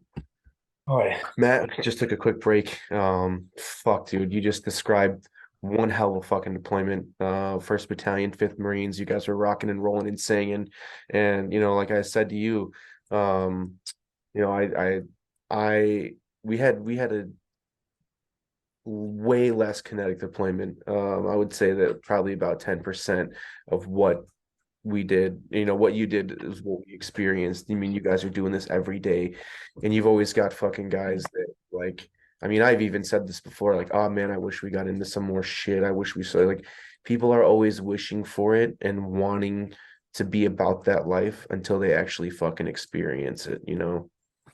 Yeah, there's that one meme where it's that like operator on a roof and there's an Afghan like running away with a gun in his hands and he's RTR, rounds of dust kicking up around him. Everybody wants to be a gangster till it's time to do gangster stuff. Yeah. Um, that's I had three goals when I joined the Marine Corps. I wanted to be an infantryman, I wanted to become a sergeant, and I wanted to become an infantry squad leader. And I was very determined and set on that path. And but when we talk about like, everybody wants to go out and, every young Marine wants to go out and get into that gunfight, especially every young infantryman, Marine. And I think it goes back to like proving that we are the same caliber of men as our forefathers. And I'll tell you about a note that I received on that deployment. So my mom sent me a postcard from a family reunion. A bunch of people signed it. And I remember this word for word. And it says one of the things says, "Hey, you don't know me, but my name's Dick James. I'm your great uncle. I served in 1-5 Bravo Company, 3rd Platoon in Korea from 50 to 53." And so here I am, 62 years later, 60 some odd years later, and my great uncle and I are fighting in the same platoon. And I think what that means to me is that, it could show you the level of camaraderie around every Marine. But one thing that you can never take away from a combat hardened Marine, or I wouldn't say hardened, I would say a combat exposed Marine is, everybody gets close to God in a gunfight. And it doesn't really matter who you are. Um, but coming back to like every infantry Marine wants to go and prove their salt, and I feel that it's bestowed upon us in even the Marine Corps hymn, from the halls of Montezuma's to the shores of Tripoli, there is no fighting force like there is for a conventional Marine Corps infantry unit. I mean, they talk about being the tip of the spear, they talk about being past the spear, they talk about, dark side, they talk about X, Y, and Z, but it wars are won with conventional units by Oh, conventional means. hands down. Everybody, I mean, and not that I'm not knocking on, And I'm not trying to say that, special operations and everything else has no place. I'm not right, saying that right, whatsoever. right. I I've met some men in the special operations community that are absolute hammers. Like, I am not taking away anything from Yeah, them. Just to make it past the 18 Delta selection. If you speak Russian and you're in the 18 Delta pipeline, you're there for 3 years to earn that coveted Green Beret. And I don't know what that's like, but what I can tell you is I've seen some really great men do things with no other special title other than U.S. Marine. oh yeah, Um, oh yeah. and and I could not speak higher of the Marine Corps infantry as a whole. Um, especially when the standards are kept. And it's kind of funny. 3 of the last 4 years, the Marine Corps infantry best squad competition has been won by 1-5 Marines. Nice. I didn't know that. So yeah, 2019, 2020, they didn't compete because of COVID. 2021, 2022, or excuse me, they didn't compete in 2019, but 2020, 2021, 2022, and 2023, all 4 of those titles have been held by 1-5 Marines. Nice. Um, Yeah, and that's at the entire Marine Corps wide. So Right. that's the best out of all three divisions. So when when it comes to that, what speaking is like if I could go back and say like I wonder when it's going to happen to me. I wonder what it was going to happen to me. The only thing I cared about was not going and confronting the enemy and winning the gunfight. My goal was to not let the guys down. Like they say, the only thing that matters in the gunfight is the guy to your left and the right. And if you worry about those two guys, you're going to be okay because they're going to worry about you. So it's a selfless act. And so when I thought back as being a young, leader, a young Lance Corporal team leader on my first combat tour, the only thing I cared about was making sure those guys walked home. Rightfully so. Um, and I think that if we keep that mentality, I think that it will go a long way for the future of the Marine Corps. Um, I mean, I think, do so, you think that they're currently, upholding that? I'm sure that you follow shit like, Guns Up or Goons Up and, New, yeah, and you see the shit that guys like, obviously in the infantry side of things, there's guys out there still getting after it. They might not be getting to deploy and like put it on in combat, but like they're showing that they're still upholding to that level of training and like they're going to be able to perform when they get there. I think the biggest thing that you could think of when you speak about that is the Marines that held the evacuation at Abbey Gate. Oh yeah. Yeah. You have 13 fallen service members at that gate. I knew Staff Sergeant Hoover. I served with him in 3-5. And I knew him in passing. I was a squad leader as a Lance Corporal in 3-5, and I knew him in passing. But to speak to the testament of how Marines act is, you know, the dirtiest mouth, but the cleanest rifles. Yeah, what was that? Was I JFK or whose wife said that? Eleanor it Roosevelt. was Eleanor Yeah, Roosevelt, and she said something to the effect of, the dirtiest mouths, but the cleanest, I think, honor. I would say the cleanest rifles because, it's always the rifle, then yourself, and so it's unbelievable to speak to the testament of, infantry Marines around the Marine Corps as a whole. And I've worked with several units, uh, special operations and otherwise, and I have never met an infantry unit in the Marine Corps that I was like unhappy with. I've served with three of them at this point in time, three different battalions, and I was blown away at the level of commitment that each of the three battalions that I've worked with had.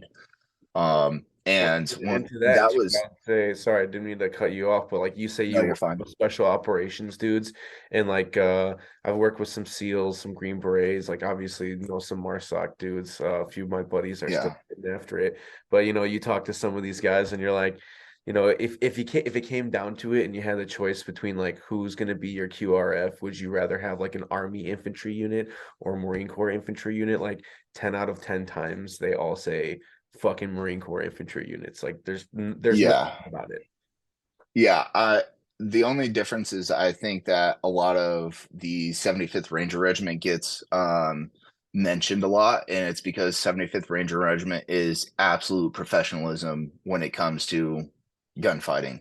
Um, there's a lot to say about straight leg infantry guys. A lot of people call us, crunchies, because we don't have our wings or whatever, and we're not paramarines, but regardless the standards that you hold yourself, like the assistant commandant on the Marine Corps just mentioned, being a Marine is enough of a bonus. You don't need a signing bonus. You don't need X, Y, and Z because the Army's offering $40,000 retention bonuses right now or whatever it is.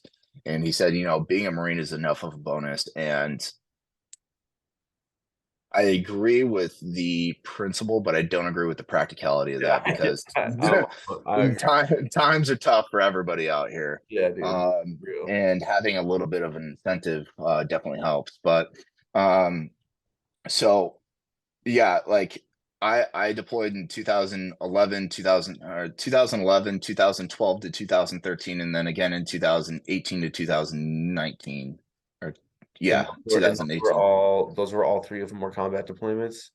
Yeah, those are all combat deployments. Even though the second deployment was the USS Palu, we were in the middle of the Fifth Fleet. So we were up in the Gulf of Oman, we were up in the Red Sea, we were doing crisis response. We seized an airfield over in Djibouti, Africa for a JSOC unit. I've never met I've met individual infantry marines that I was like, okay, dude, you're not cutting it. Like, we need to figure this out. But you're gonna have that anywhere. If Oh you yeah, you run a get Fortune that. 500 company, you're gonna have guys that are, milking it on the clock. So that I've never been more proud of any title that I've held other than U.S. Marine Infantry Squad Leader. Yeah. Did you That go? Did you that get for a me chance is to go to Islick on Pendleton? Did you go? Yeah, so I went to class 5 TAC 12. It was a red course. It was led by Staff Sergeant Gonzalez at that time. I went with one of my friends. His name's Tyler Barnes. He was an incredible guy. Is an incredible guy. And I served with, some more incredible guys, but one of the guys that he was honor grad for that class, his name was Greg. I think he reached the rank of staff sergeant. I think he's a captain or a major now. Last time I heard of him, he was running Bridgeport as the company CO up there. Nice. So I mean that's enough to say that 10% of the guys that I served with became Mustangs. Yeah. You know, Yeah. there was another staff sergeant that I served with that I think is another captain now. And it's just the level of inherent leadership led us to become the men that we are today. And it's unbelievable. I listened to some of the guys that got out and are doing things. Some of us are having rough times, but some of us are greatly accelerating in our master's program. One of my best friends is in his master's program at USC right now. Um, you have SWAT team commanders, you have police officers, you have firefighters, you have guys that are, doing incredible things for their community. And I think it's the call to service, and I think it's also the ability to have leadership instilled upon us, and also be able to show the leadership that we've had instilled upon us to other individuals. So just unwavering commitment to service is how I would title it. It seems like you've done your time and you've put a lot of service into alternate things like after the Marine Corps, So what you said you did like 11 years altogether, 3 deployments Yeah. at 11 years. And then after you got out, you did some stuff, you were firefighting, did a little law enforcement Uh, stuff and whatever you're up to now. How has that like transitioned from the Marine Corps? Have you been able to find the same type of camaraderie in those other professions as you have in the Marine Corps? not even close. And how does that Not affect, even close. like how does that affect you with um I mean the moving forward process of it, like being able to not being able to have those guys with you all the time. Like it's hard to keep in touch. It's hard to maintain that open line of communication with a lot of dudes. Everyone's going on. So it's like how do you cope with um I guess the stressors and the frustrations of like the transition and like figuring out that it's not what you thought it was on the other side. Yeah, so I have this thought every day, and I think every guy has had this moment when they leave service, no matter whatever branch they're in. So yeah, I had broken time. I left the Marine Corps in August of 2013, and I got back in and I joined a reserve unit in late 2015, early 2016, and I joined First Battalion, 24th Marines out of Grand Rapids, Michigan at that time, and they've since moved. But I think everybody's run into the point where they sit on the couch and they're like looking around and they wonder like, what do I do? I took my DD 214 and I started walking, and at that time I was living in La Mesa, California, and I was a security contractor on Pendleton. I was running the infantry immersion trainer with a company called Spec Pro Technical Services, who's been rebranded now to some other name.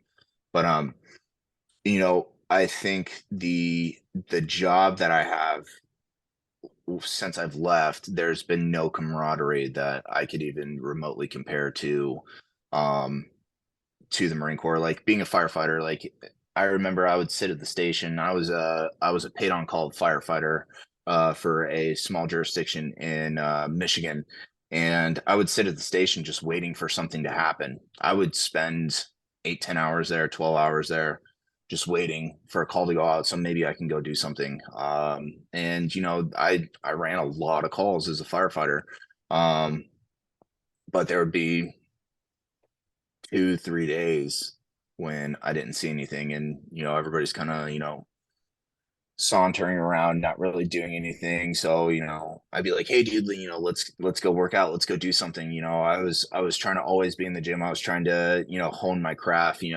There's a lot of preparation that becomes into becoming a firefighter. I mean, you could, as being a police officer, you can memorize case law and you can go out and pull a ton of traffic stops. That's like one thing. But like when it comes to becoming a firefighter, and I'm not dogging either of those professions, but being a firefighter was probably the most rewarding career that I'd had outside of the Marine Corps. And I would be out throwing ladders against the side of the building, or I'd be looking at CAD drawings of like big buildings in our district to make sure, like, hey, if a fire breaks out here, like we need to, make sure where all the doors are at, and X, Y, and Z. And when you bring that level of competency into a profession like firefighting, and you bring that willingness and that compassion to try to make sure, because at the end of the day, you just don't want to be the best firefighter. What you want to do is make sure that everybody on your rig goes home in that rig. I remember I worked a structure fire where a guy stepped on a down power line that was unsecured, and he ended up having an arrhythmia in his heart, but he was walking and talking just fine. So yeah, there's no camaraderie like the United States Marine Corps infantry. We cuss, we fight, we scream, we beat each other up, but at the end of the day, there's not one guy that I had served with that I wouldn't take a bullet for. And that's not easy to say, because I've seen what bullets do to people, and I know that I'm willing to do that. Um, I on my right arm, I got something tattooed. It says "Gamble nothing, sacrifice everything." And one time, I quite frequently get asked what that means sometimes, but in my mind, it means that I will not do anything in my power of my knowledge to put you into a situation that I didn't think that you can get out of. And if something bad happened, I'm coming. I had a captain on my fire department one time. He was a very large individual, close to 500 pounds. Oh, And yeah, and he said, I'm not really worried about walking into a structure fire, because if you're on the rig, I know I'm good. And he's like, I know you'll go through that entire building to come get me. And it kind of took me back. I was kind of like, yeah, like I absolutely would, but I was kind of blown away at the fact that nobody else, was, you know, that wasn't like a going thing, like, like there's a lot everybody of, wouldn't do it for everybody. They're just like saying like, well, man, yeah. like we know that you're the guy that would come get us, but like that doesn't reciprocate on all ends. Yeah, like one of the things that is said most frequently in like the just like public service aspect is they call them like they like to compare themselves to like paramilitary units. And I remember one time I got into an argument with the chief about this, and I was like, you gotta stop saying that. And he's like, well, what do you mean? And I was like, well, we unless we train like it's the worst day of our life every day, and we know that everybody on that rig's going home, and we know that no matter what, we're going to make sure that everybody goes home, and we're going to do our job, right? Like the three goals of any incident is LIP, life safety, incident stabilization, and property conservation. um And there was a big push in the early 2014-ish era, where they quite frequently use the term surround and drown, like Like with it's the fire not truck, worth. you mean? Like, Yeah, like it's not worth us going into that house to go right, rescue somebody. And it took some firefighters out of Arizona, I think they were out of Phoenix, that were like, this is done. And there's a great book written by a Delta Force commander named Pete Blaber. It's called The Mission, the Men and Me. And in that book, he describes several leadership characteristics. Like one of them is don't get treated by a chihuahua. That's for a different conversation. But they wrote a speech, and they do speeches across the United States, and it's the mission, the men, and them. Or yeah, them, we are here for them. And I can't remember the full aspect, but essentially what they're saying is like, at no point in time ever in the fire service has it not been our job to go into that building. right, right. At no point in time in the Marine Corps service has it not been get inside that breach. At no point in time has that ever been questioned, because we haven't had to question that. That's something that we're going to do. So I think to compare it, like the camaraderie, like yes, like the fire department is probably the closest that I've ever gotten to that. But I would also say like there's nothing like the Marine Corps. Right. There just flat out isn't.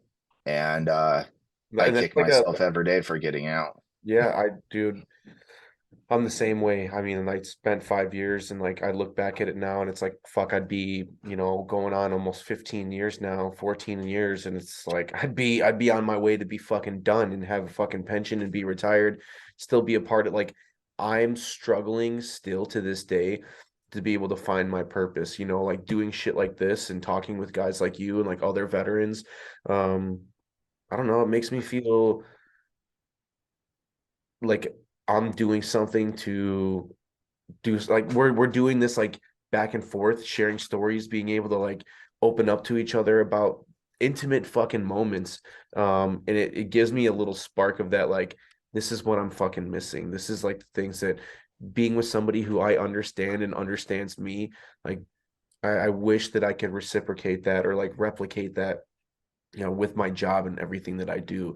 So like it's difficult trying to make that transition and find that tribe again, find those people that like have your fucking back, that you can rely on and they can rely on you. And Yeah. there's never been anything like the Marine Corps that's displayed that. Yeah, tribe is a good word for it. I think it was first coined by Sebastian Junger when he wrote the book Tribe, a homecoming on belonging. Um, and I've read that book probably close to 10 times. And I have it as an audiobook still. But I one of the first things that I do what I did when I got to 124 is I told the men to read that book. I told them to read 3 books. I said memorize your 3 TAC 11.2, the infantry handbook. I said and then read a book on homecoming and belonging, Tribe by Sebastian Unger. And I also told them to read The Mission, the Men and Me by Pete Labor. And I think those are a good foundation of before The Mission, the Men and Me. It shows leadership aspects. And what I didn't know was I'd already been taught all those by my leaders. Um, 3 TAC 11.2. That's your job. Know your job, be proficient at your job. And if you can memorize the 3 TAC 11.2, I could teach you everything else. Yeah. And then tribe is what you're going to need to do to cope with the outside once you get done with this. And I remember so distinctly telling these guys, like at 124, I remember when I first showed up to the unit, I was still in police academy, and I was kind of doing program time. My first sergeant at the time, First Sergeant Green, super excellent guy. He was a police officer as well as a reservist, and he's like, "Hey man, like I know in your police academy you're not allowed a whole lot of time off, and you'll make it up when you can."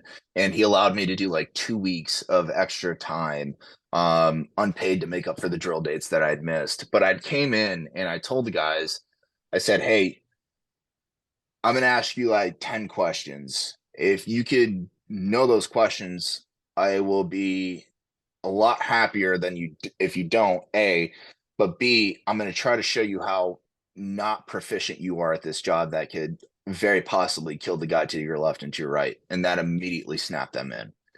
And for the most part, they knew a lot of the answers. But then when I started digging into the heavier stuff, like outside of like weapons manipulation and outside of like, and I'm talking like actual tactics, you know, and then they were starting to get drawn into it a little bit and they were starting to figure it out. And I said, hey, I'm going to give you this book. You guys are going to memorize it, and we're going to go from there.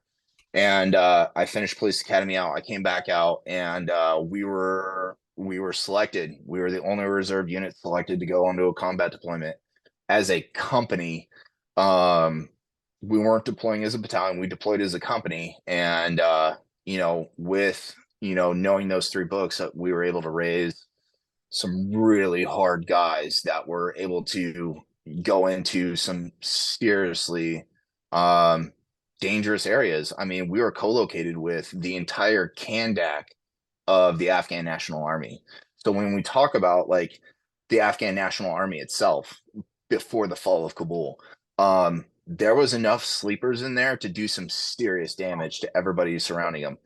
And it we were surrounded by them. There was 2,000 of them directly outside of our wall. And what you has like And probably 160 Marines, something like that. so yeah, so we had a company of Marines doing the entire security. There was an operational detachment Alpha that was very close by, but they were doing their own thing. And then we were directly under the command of a 1-star general at that time. Um, Yeah, and he's abundance or some shit there too, right? Or yeah, so there was a series of skirmishes outside the walls. We were so for 2/3 of that deployment, my platoon was flight line security, and we were doing all of the security for the base and all of like the security for the transports coming in because we were using local nationals to transfer our goods from one side of the country to the other. So we would go out there, search all the vehicles. So if there was ever a time to go search a vehicle and get blown up, it was going to be my platoon that did it. And again, just phenomenal leadership. I had Lieutenant Pierre Frazil, who was a Haitian immigrant and wrestled at the Citadel, became a commissioned officer, and was my platoon commander. I had Staff Sergeant Mowen, who I think is now a gunny or a first sergeant, as my platoon sergeant, and just the most level-headed individual that I've ever had as a command staff. Platoon sergeant. This was probably the quietest guy that I'd ever met, and just so stoic. It was unreal, but intensely hilarious at the same time. Um, did you guys have and that deployment? You guys had some interesting events go down, but wasn't there one specific one? It was like a V-bid that had killed 3 Marines. Not Marines. No, we didn't take any V bids on that deployment. I know there was a series of rocket shots that almost took out 3-1 though. So under the command of Sergeant Garza, holding flight line security down, they received some RPG rounds coming from past the mountain. So what they would do is they would set up RPGs on time fuses, and they would run out there, they'd set up the RPGs, and they would fire off a volley of them. Might be 5, might be 10, might be 25. We didn't know at the time.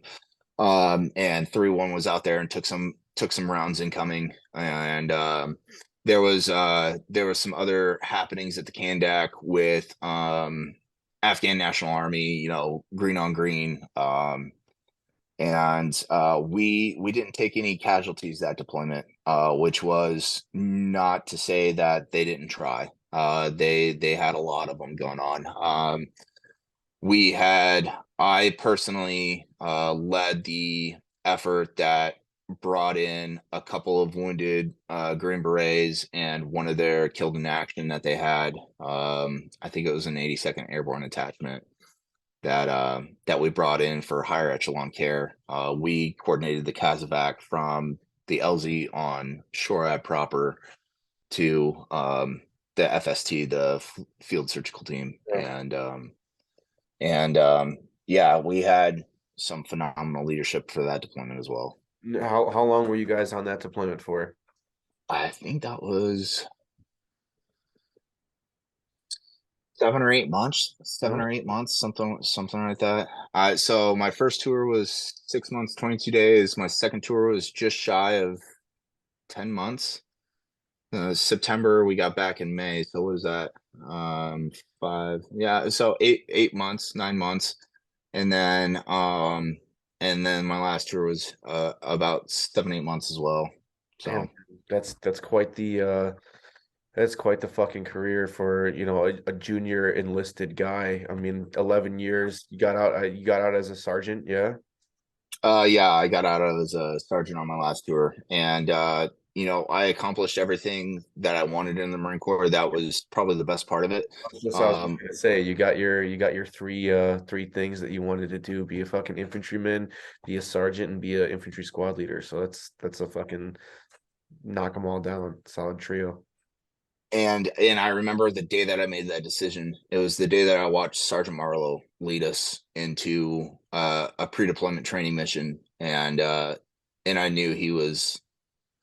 I had great leadership. I couldn't speak more highly of Sergeant Leone. Speaking of Sergeant Leone, this this guy he went to first platoon, and he got blown up twice in the same day and performed an extract on another squad leader, Sergeant Metelsky, and to show that he was okay to the dudes that were still out there gunfighting. He goes, "Hey, hey," and he crip walks onto the bird.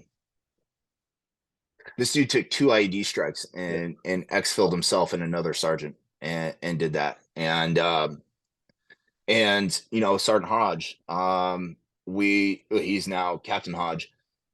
He was my squad leader for a short amount of time before he went to I believe it was first platoon as well with Sergeant Leone. And we had just done a 26K infill, and it got passed down that we were going to do mop suit level patrols. So we were in full kit, gas mask, full Whoa. mop. This is in Afghanistan. You guys are doing this?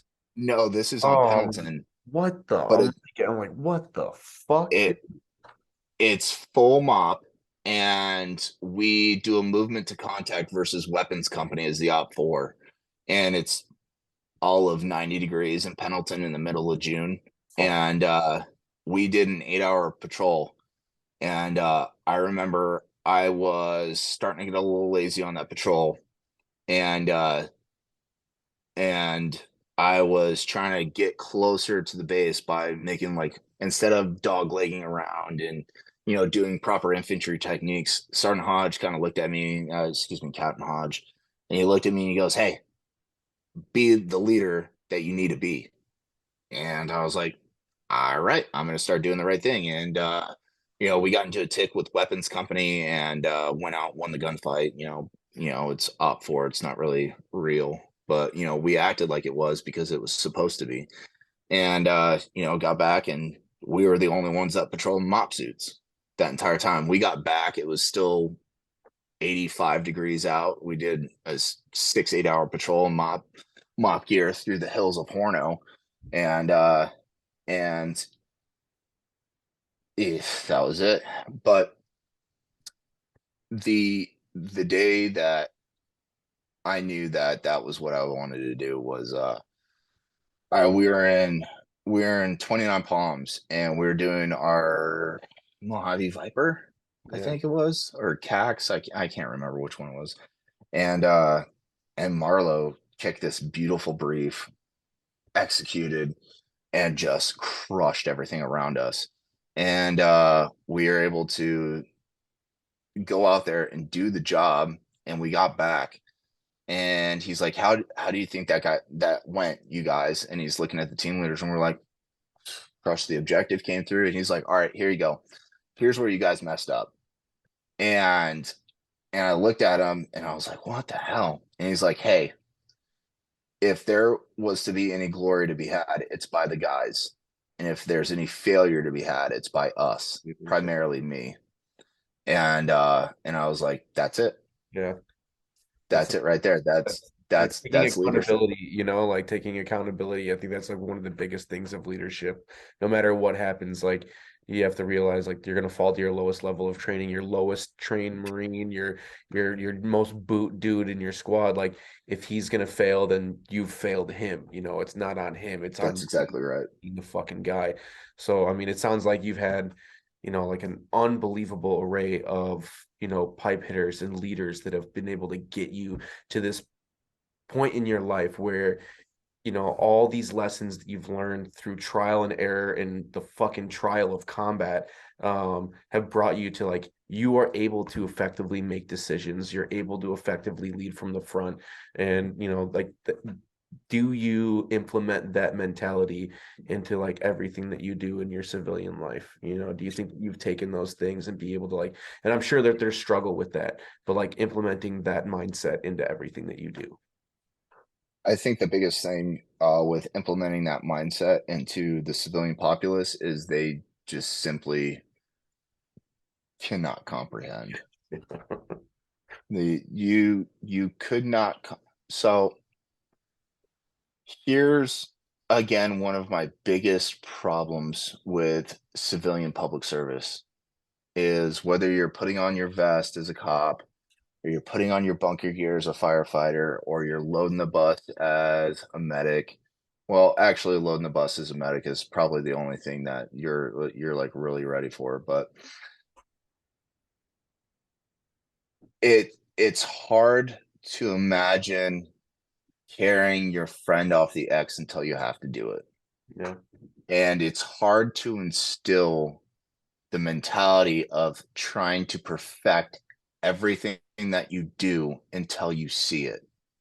I remember I was in police academy, and they're just the standard of police officer right now is So there's a so low, so fucking low. it and you know, I look at some police officers who are just so large Yeah. that it kind of boggles me. And the way I judge a person is mainly off of their character, but a lot of how they carry themselves. And especially in a job that's as dangerous as it can be for being a medic, being a firefighter, being a police officer, is can you carry me off the X if you need to? Dude. Or could you carry the average man? Like I'm a little bit bigger than most people. I'm 6'3", Hold on. Hey, 260, hold 265. on, Matt. Hold that thought. We're gonna take a quick break and we'll be right back. All right. All right, Matt. Sorry about that. Had to take a quick break. We had left off. I asked you if, you know, like the leadership displayed to you and the things that like you took in, if you implemented that in your civilian life, you know, and you said like it's hard for people to understand. We left off as talking about the police academy. So if you want to start off where we left off. Yeah, so it's kind of hard to comprehend, and you know, I think the people that understand it the most are the ones that are in public service, because I can tell civilian people about this all the time, and they're just like blown away about it. But there's a lot of correlation between public service and, you know, being in the Department of Defense, especially in combat arms. You know, when I prepared my fire gear to walk into a burning house, I did it with the same level of PCCs and PCIs that I cared for as I would for making sure that my sappies were in good condition and making sure that my guys were as well. And we came down and we did PCCs and PCIs, you know, every month or every week at the fire department. And after every critical incident, we did it as well. And we made sure that our gear was good. So the correlation between, you know, post gunfight and post firefight as being a firefighter wearing a leather on my head, that's the same. When we talk about like the level of commitment when you get into like these really really historic fire departments like the FDNY, Brooklyn, the Boston Fire, Philly Fire.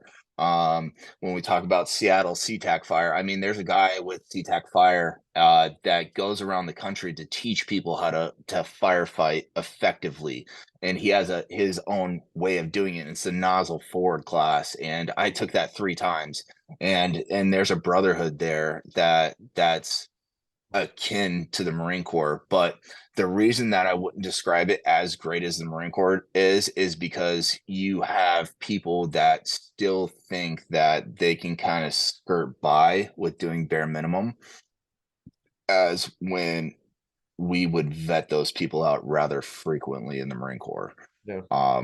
You're just send them to headquarters company and they become an S3 Oh, clerk. yeah, that or they stand in fucking post on some main fob and they're not going out on patrol and shit.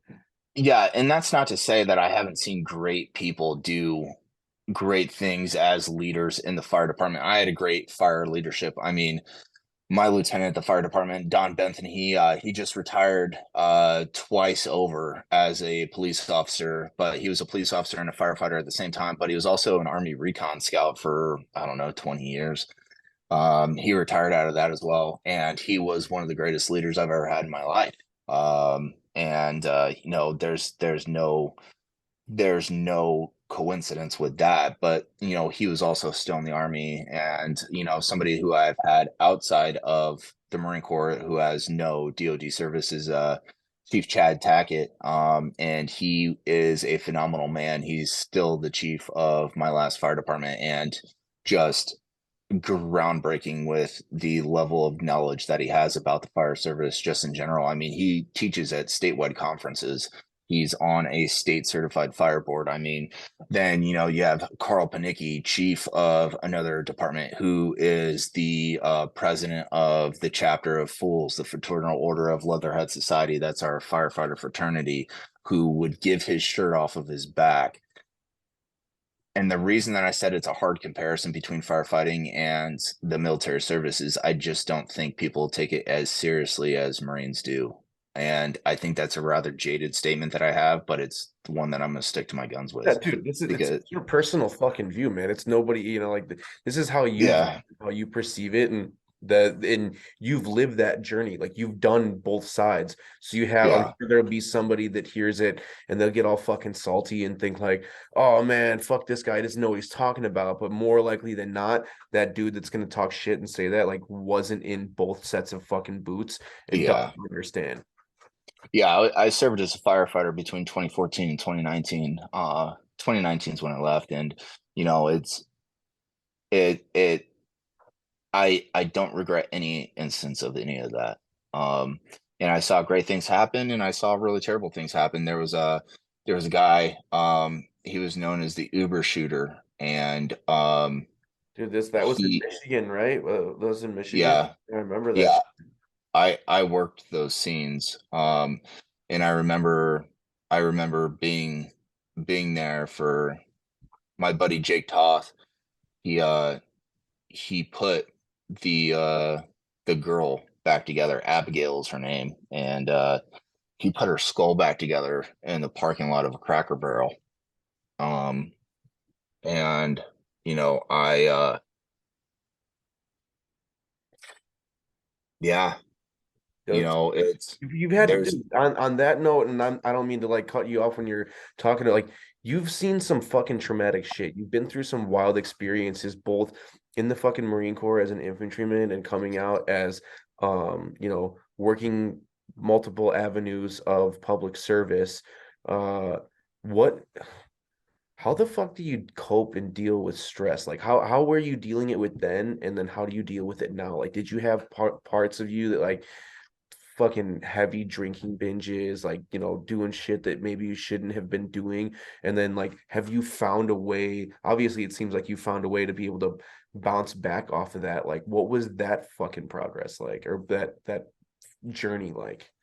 so I'm not a big drinker. I can drink. I can drink a lot, but I'm not a big drinker. I don't really like how I feel the next day, you know, being hungover, you know, wasting an entire day.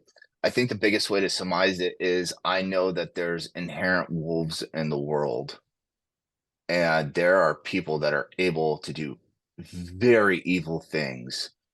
Um, I've seen a real dark side of nature, and I've seen just as much dark stuff here in the United States as I've seen anywhere else in the world, whether it be Africa, whether it be Africa, Afghanistan, whatever continent you want to put it on, there's evil no matter where you walk. And I think the one thing that I've done to kind of cope with that, and I found myself in a little bit of a lull. I mean, you spoke earlier about not having a purpose, and I found my purpose outside of the Marine Corps in public service. I found my purpose outside of the Marine Corps and outside of public service by fostering children. Um, there's plenty of children that need dads in the world, and there's plenty of weak people in the world. We don't need any more weak people. We need more dads, and we need more strong people.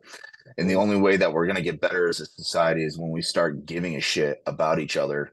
And this is not a left or right thing. This is a human thing. And the only way that we're going to get better as a society is we stomp out wolves. And I'm not going to sit here and call myself a sheepdog. That's not what I am. What I am is somebody who cares inherently about the person, no matter what they are, what they did. There's some things that I will never forgive. I will never forgive a pedophile. That is one thing I will never do. When you have the ability to hurt an innocent child, you are forever stained in my eyes, and I have no acceptance of that. I can understand a bar fight here or there. I can understand, X, Y, and Z happening, but that's something that I'll never forgive. The ability to take an innocence away from a child is something that, you know, that should haunt you for the rest of your life. And I dealt with a lot of that as a police officer. I mean, But personally, I think that should be dealt with a fucking baseball bat, but that's just me. So, well, you got to trust and have faith in the legal system. It's lasted us 250 years. It'll continue to last us, but we got to tighten up the shot group on that for sure. you're And that's not saying we should shoot these guys. That's saying, we need to no, tighten our focus right, on that. exactly. And you're a better man than I for saying sometimes I like it. That just shows that you have the fortitude and the self-control to there's a right way of doing things, there's a wrong way of doing things. So. Yeah, there's a right way and then there's a wrong way, and then there's whatever that is. So coming back to like how I found purpose is I found purpose in the common man that has no idea of what's going on around them. And that's to say that, as a police officer, as a firefighter, and all the other jobs that I've had inherent. That's the one thing that I did appreciate about having those jobs is I would come in and I would look at what happened last night. I would look at what happened, the week prior that I was off or whatever it may be. I would look at the CAD notes. I would make sure that I understood what was going on. And that was a privilege that I had as a police officer that a lot of other individuals only get from the news. And that might be cited one way over another, depending on whatever news agency they look at. And the inherent lack of knowledge that I find in the civilian populace is just kind of astounding, but I don't blame them for that, for having their blinders on. Oh, yeah, I was gonna say I don't think it's their fault for having the lack of knowledge, bro. Yeah. A lot of people just don't give a fuck, and then you got like one side or the other informing you on some bullshit that you're getting your SIGACs from the reporting desk. Like you're seeing it as it's coming in and as it's written out before somebody gets their grubby fucking fingers on it and like develops a story about it, and then you got people out there that don't understand how that story, initially played out or how it started or where they came from prior to the event that happened, and people are so quick to judge and say whatever the fuck that they want without being there and having their fucking life uprooted by it or being involved in it in some positive or negative aspect. It's difficult. Yeah, and that's one thing that I've kind of learned myself as well. A lot of people are quick to judge about things, and I'll leave it at that. But I wouldn't necessarily say it as I wouldn't necessarily describe it as the way that you're describing. You got to look at what is going on in human history currently, like the day by day history. We are doing more things with technology that hone us into this little black box that's in our hands, and then you have to worry about kids, you have to worry about food, you have to worry about getting to work, you have to worry about having a job. You know, a lot of people lost their jobs with COVID. You have to worry about, you know, am I going to be able to pay rent? Like when we look at like what we deal with now as like even a single parent, like imagine a single mother right now trying to survive with just one kid. Fuck, dude. And that's not even talking about the single mothers that are out there with multiple children. When you have a single mother with just one kid outside of government help, right, without being on welfare or child food stamps or anything like that, um, you have moms that are working 2, 3 jobs at a time just to keep up with their kids' feet growing. You know, like, am I going to be able to buy my kid a next set of shoes? Or, well, hell, David's getting ready to start track. He needs a set of cleats, but he also needs a set of track shoes, and he needs well, you know, Amber's getting ready to start dance, and you know, I got to make sure that she gets her dance recital. There's so much information that people have to process now. It's hard to keep up with the rest of the entire world because you have to focus on your family right now, and that's inherently hard enough. And you know, it's hard to cope with all this. Like I was rather blessed with the Marine Corps. Like, you know, it may not be great standards, but there are standards. Like I came out of the field and I knew that I was going to be able to take my meal card and I was going to walk to that chow hall, which is within walking distance, and I'm going to get a to-go plate and I'm going to go back to my room and I'm going to turn on my TV that I bought at the PX and I barely had to drive there, and I'm going to come back and I'm going to watch you know, somebody play Call of Duty while I sit there and eat my pizza on the bed. Right.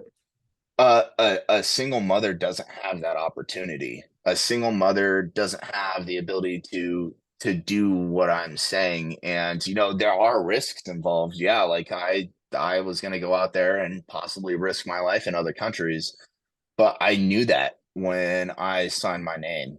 I knew that I was going to be placed. I signed up during war. I knew exactly what was going to happen. I remember I was in 5th grade in Mrs. Pruitt's class in Veterans Elementary School in Reno, Nevada, located off Vassar Street when the towers fell. I knew exactly where I was at. Yeah. And and I knew when I was able to comprehend what was going on, I knew exactly what I was going to do. Same here. And you know, when it's apples to hand grenades, I think my job as an infantryman is easier now than a lot of people's jobs that they have on the outside. I mean, when you look at it today, I mean, there's been more cops killed in the last 5 years than there was in the last 5 years of the GWAT. Yeah. You know, we have more line of duty firefighter deaths pretty much every year for the last 10 years than there were ever deaths in the last 10 years of the GWAT. You know, some of that is self-induced. You know, there's a big problem in not only policing but also firefighting with, you know, obesity and heart disease and stuff like that. But at the same time, you know, you got cops getting gunned down in their patrol cars just sitting in a parking lot trying to type up their report or making a phone call home to their kids in the middle of the night to wish them good night before they go to bed as they work their 12-hour shift on a Saturday. Yeah. You got firefighters that are getting run into on the highway because people are Texting and driving or fucking doing some not paying attention, you know. I had a fire chief that I highly respected. His name's Chief Switalski. He would work in the Comstock Fire Department, and they were working a scene, and he was getting ready to head home. The engine had already arrived onto a highway. It's I-94 right outside of Comstock, and it was westbound traffic, and he had showed up after the engine. They were still doing CPR on somebody on the side of the road, and I don't remember exactly what had transpired on how it happened, but he essentially was in the back of his chief vehicle putting his gear back because he's like, all right, my guys got it. I don't need to be here. I don't need to congest everything. I don't need to be the chief that overlooks everybody's shoulders. He's like, hey guys, you guys got it. I'm heading home.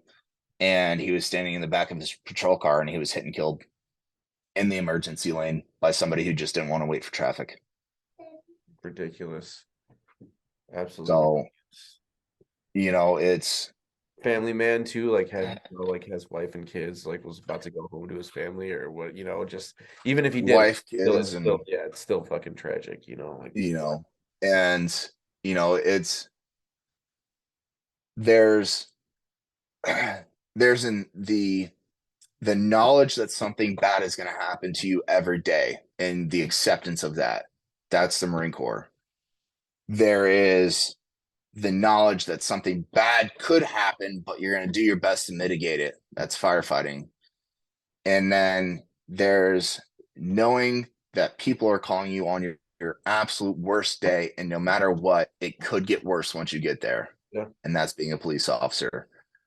I've showed up to domestic violence complaints where a woman says, he beat me up. And as I'm going to make an arrest on the male counterpart of what had transpired, she jumps on my back, even though she's the one that called me, and it's a tough life. And I think that anybody that's really quick to judge anybody in public service has no idea of the daily interactions that a police officer has. You're fucking right. I mean, I've been on the other side of it, and I've talked to the guys after and apologized, just some bullshit, but it's like I've been a part of, like causing some of the fucking madness and mayhem, and you see some of the shit that they deal with, and you're like, man, I respect you because of the fucking sludge that you have to fucking go through every single day. It's shitty. Yeah. Being in, seeing where you're at now, you take a look back at it, like your time in service through the GWAT, we kind of hashed this out earlier. Um, like you said, you wouldn't take it back, all the experiences, all the fucking trials and tribulations, the ups and downs, like overall through that global war on terror experience. Is there a way that you could define it with one word? If you could choose one word, how would you describe that?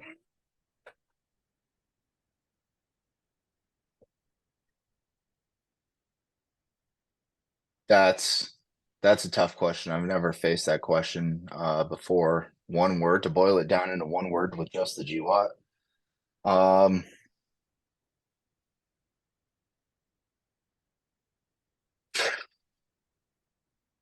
I would probably boil it down to the word brotherhood.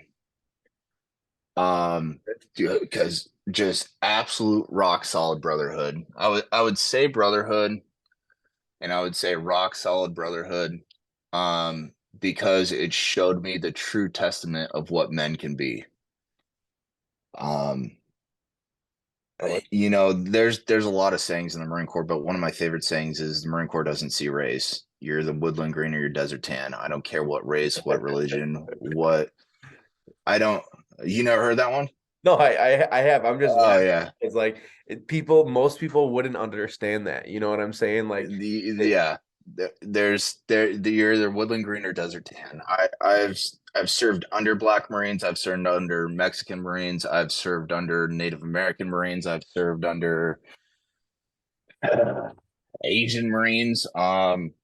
The one thing that made us do what we did is the man to the left and the right. yeah. And there's a reason that U.S. Marines goes over the heart and your name tape goes on the other side. There's a reason that you have you ever gone to the Tomb of the Unknown Soldier?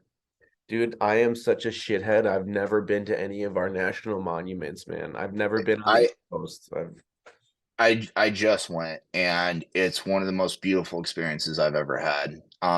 As if you have any knowledge of the Tomb of the Unknown Soldier, 365 days out of the year, no matter what the weather, no matter what time it is, there's somebody guarding it, and it's a member of the Old Guard, which is the Third Infantry Regiment. I'm really unfamiliar with an Army terminology, but I think it's the Third Infantry Regiment that is in charge of the Tomb of the Unknown Soldier, and to look at Arlington National Cemetery and to walk those gravestones and I visited Gurpreet Singh, who was my first team leader in the fleet. He's a Bronze Star with Valor recipient.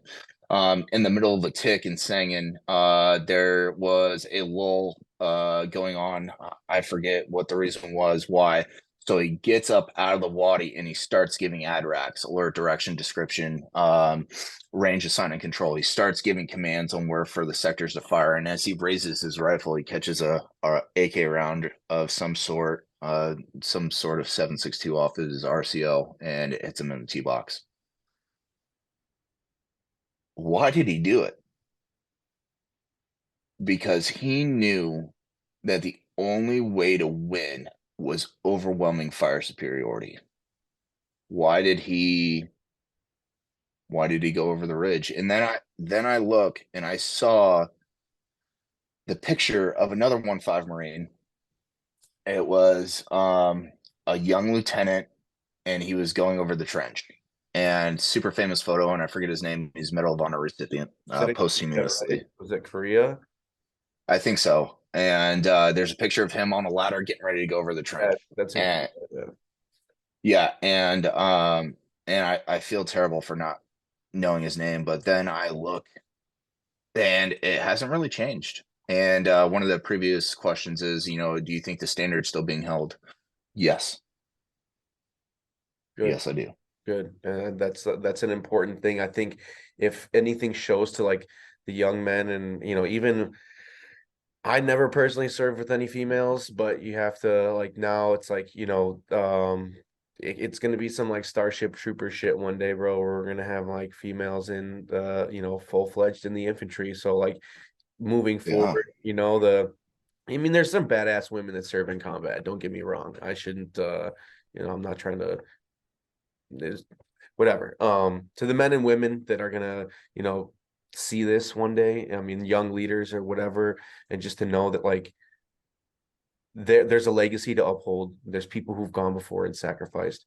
And if you can adhere to some of these lessons learned, follow those leadership traits, and take accountability for the things that you do wrong, move forward with every ounce of what's the like tenacity and like fucking vigor that you're like, that living that warfighter spirit. I think that it's going to be okay. There's a lot of people out there doing some badass shit still, and for like it motivates me to do this with you, knowing that somebody is going to see this and take something from it, whatever it is, whatever lesson that they take from it, or something that they hear, to keep that fucking fighting spirit alive. So Yeah. Matt, we've like, I really appreciate you coming on. We've been going on probably close to 3 hours now. I know that you've got a big day tomorrow. You got some stuff to take care of, and heading out. I can't thank you enough for coming on, chatting with me, explaining in detail, the things that you've dealt with in your Marine Corps career and outside of that. And thank you for your service. And I'm fortunate that you were able to come on and talk with me today. You too, man. It was my pleasure. And I look forward if you want to bring me back on again. And that would be great. I And Semper Fidelis. Yeah, Semper Fi, brother. I mean, of course, I want to get you back on here. I mean, I think that there's eventually going to be some things that we'll hash out, and I'd like to hear a little more about your other times in your other units, and maybe some other things that we'll get to. But until then, brother, take care, and keep in touch. Best of luck with everything, and I'll see you on the flip side. All right, You too. Fair winds following seas. bruh.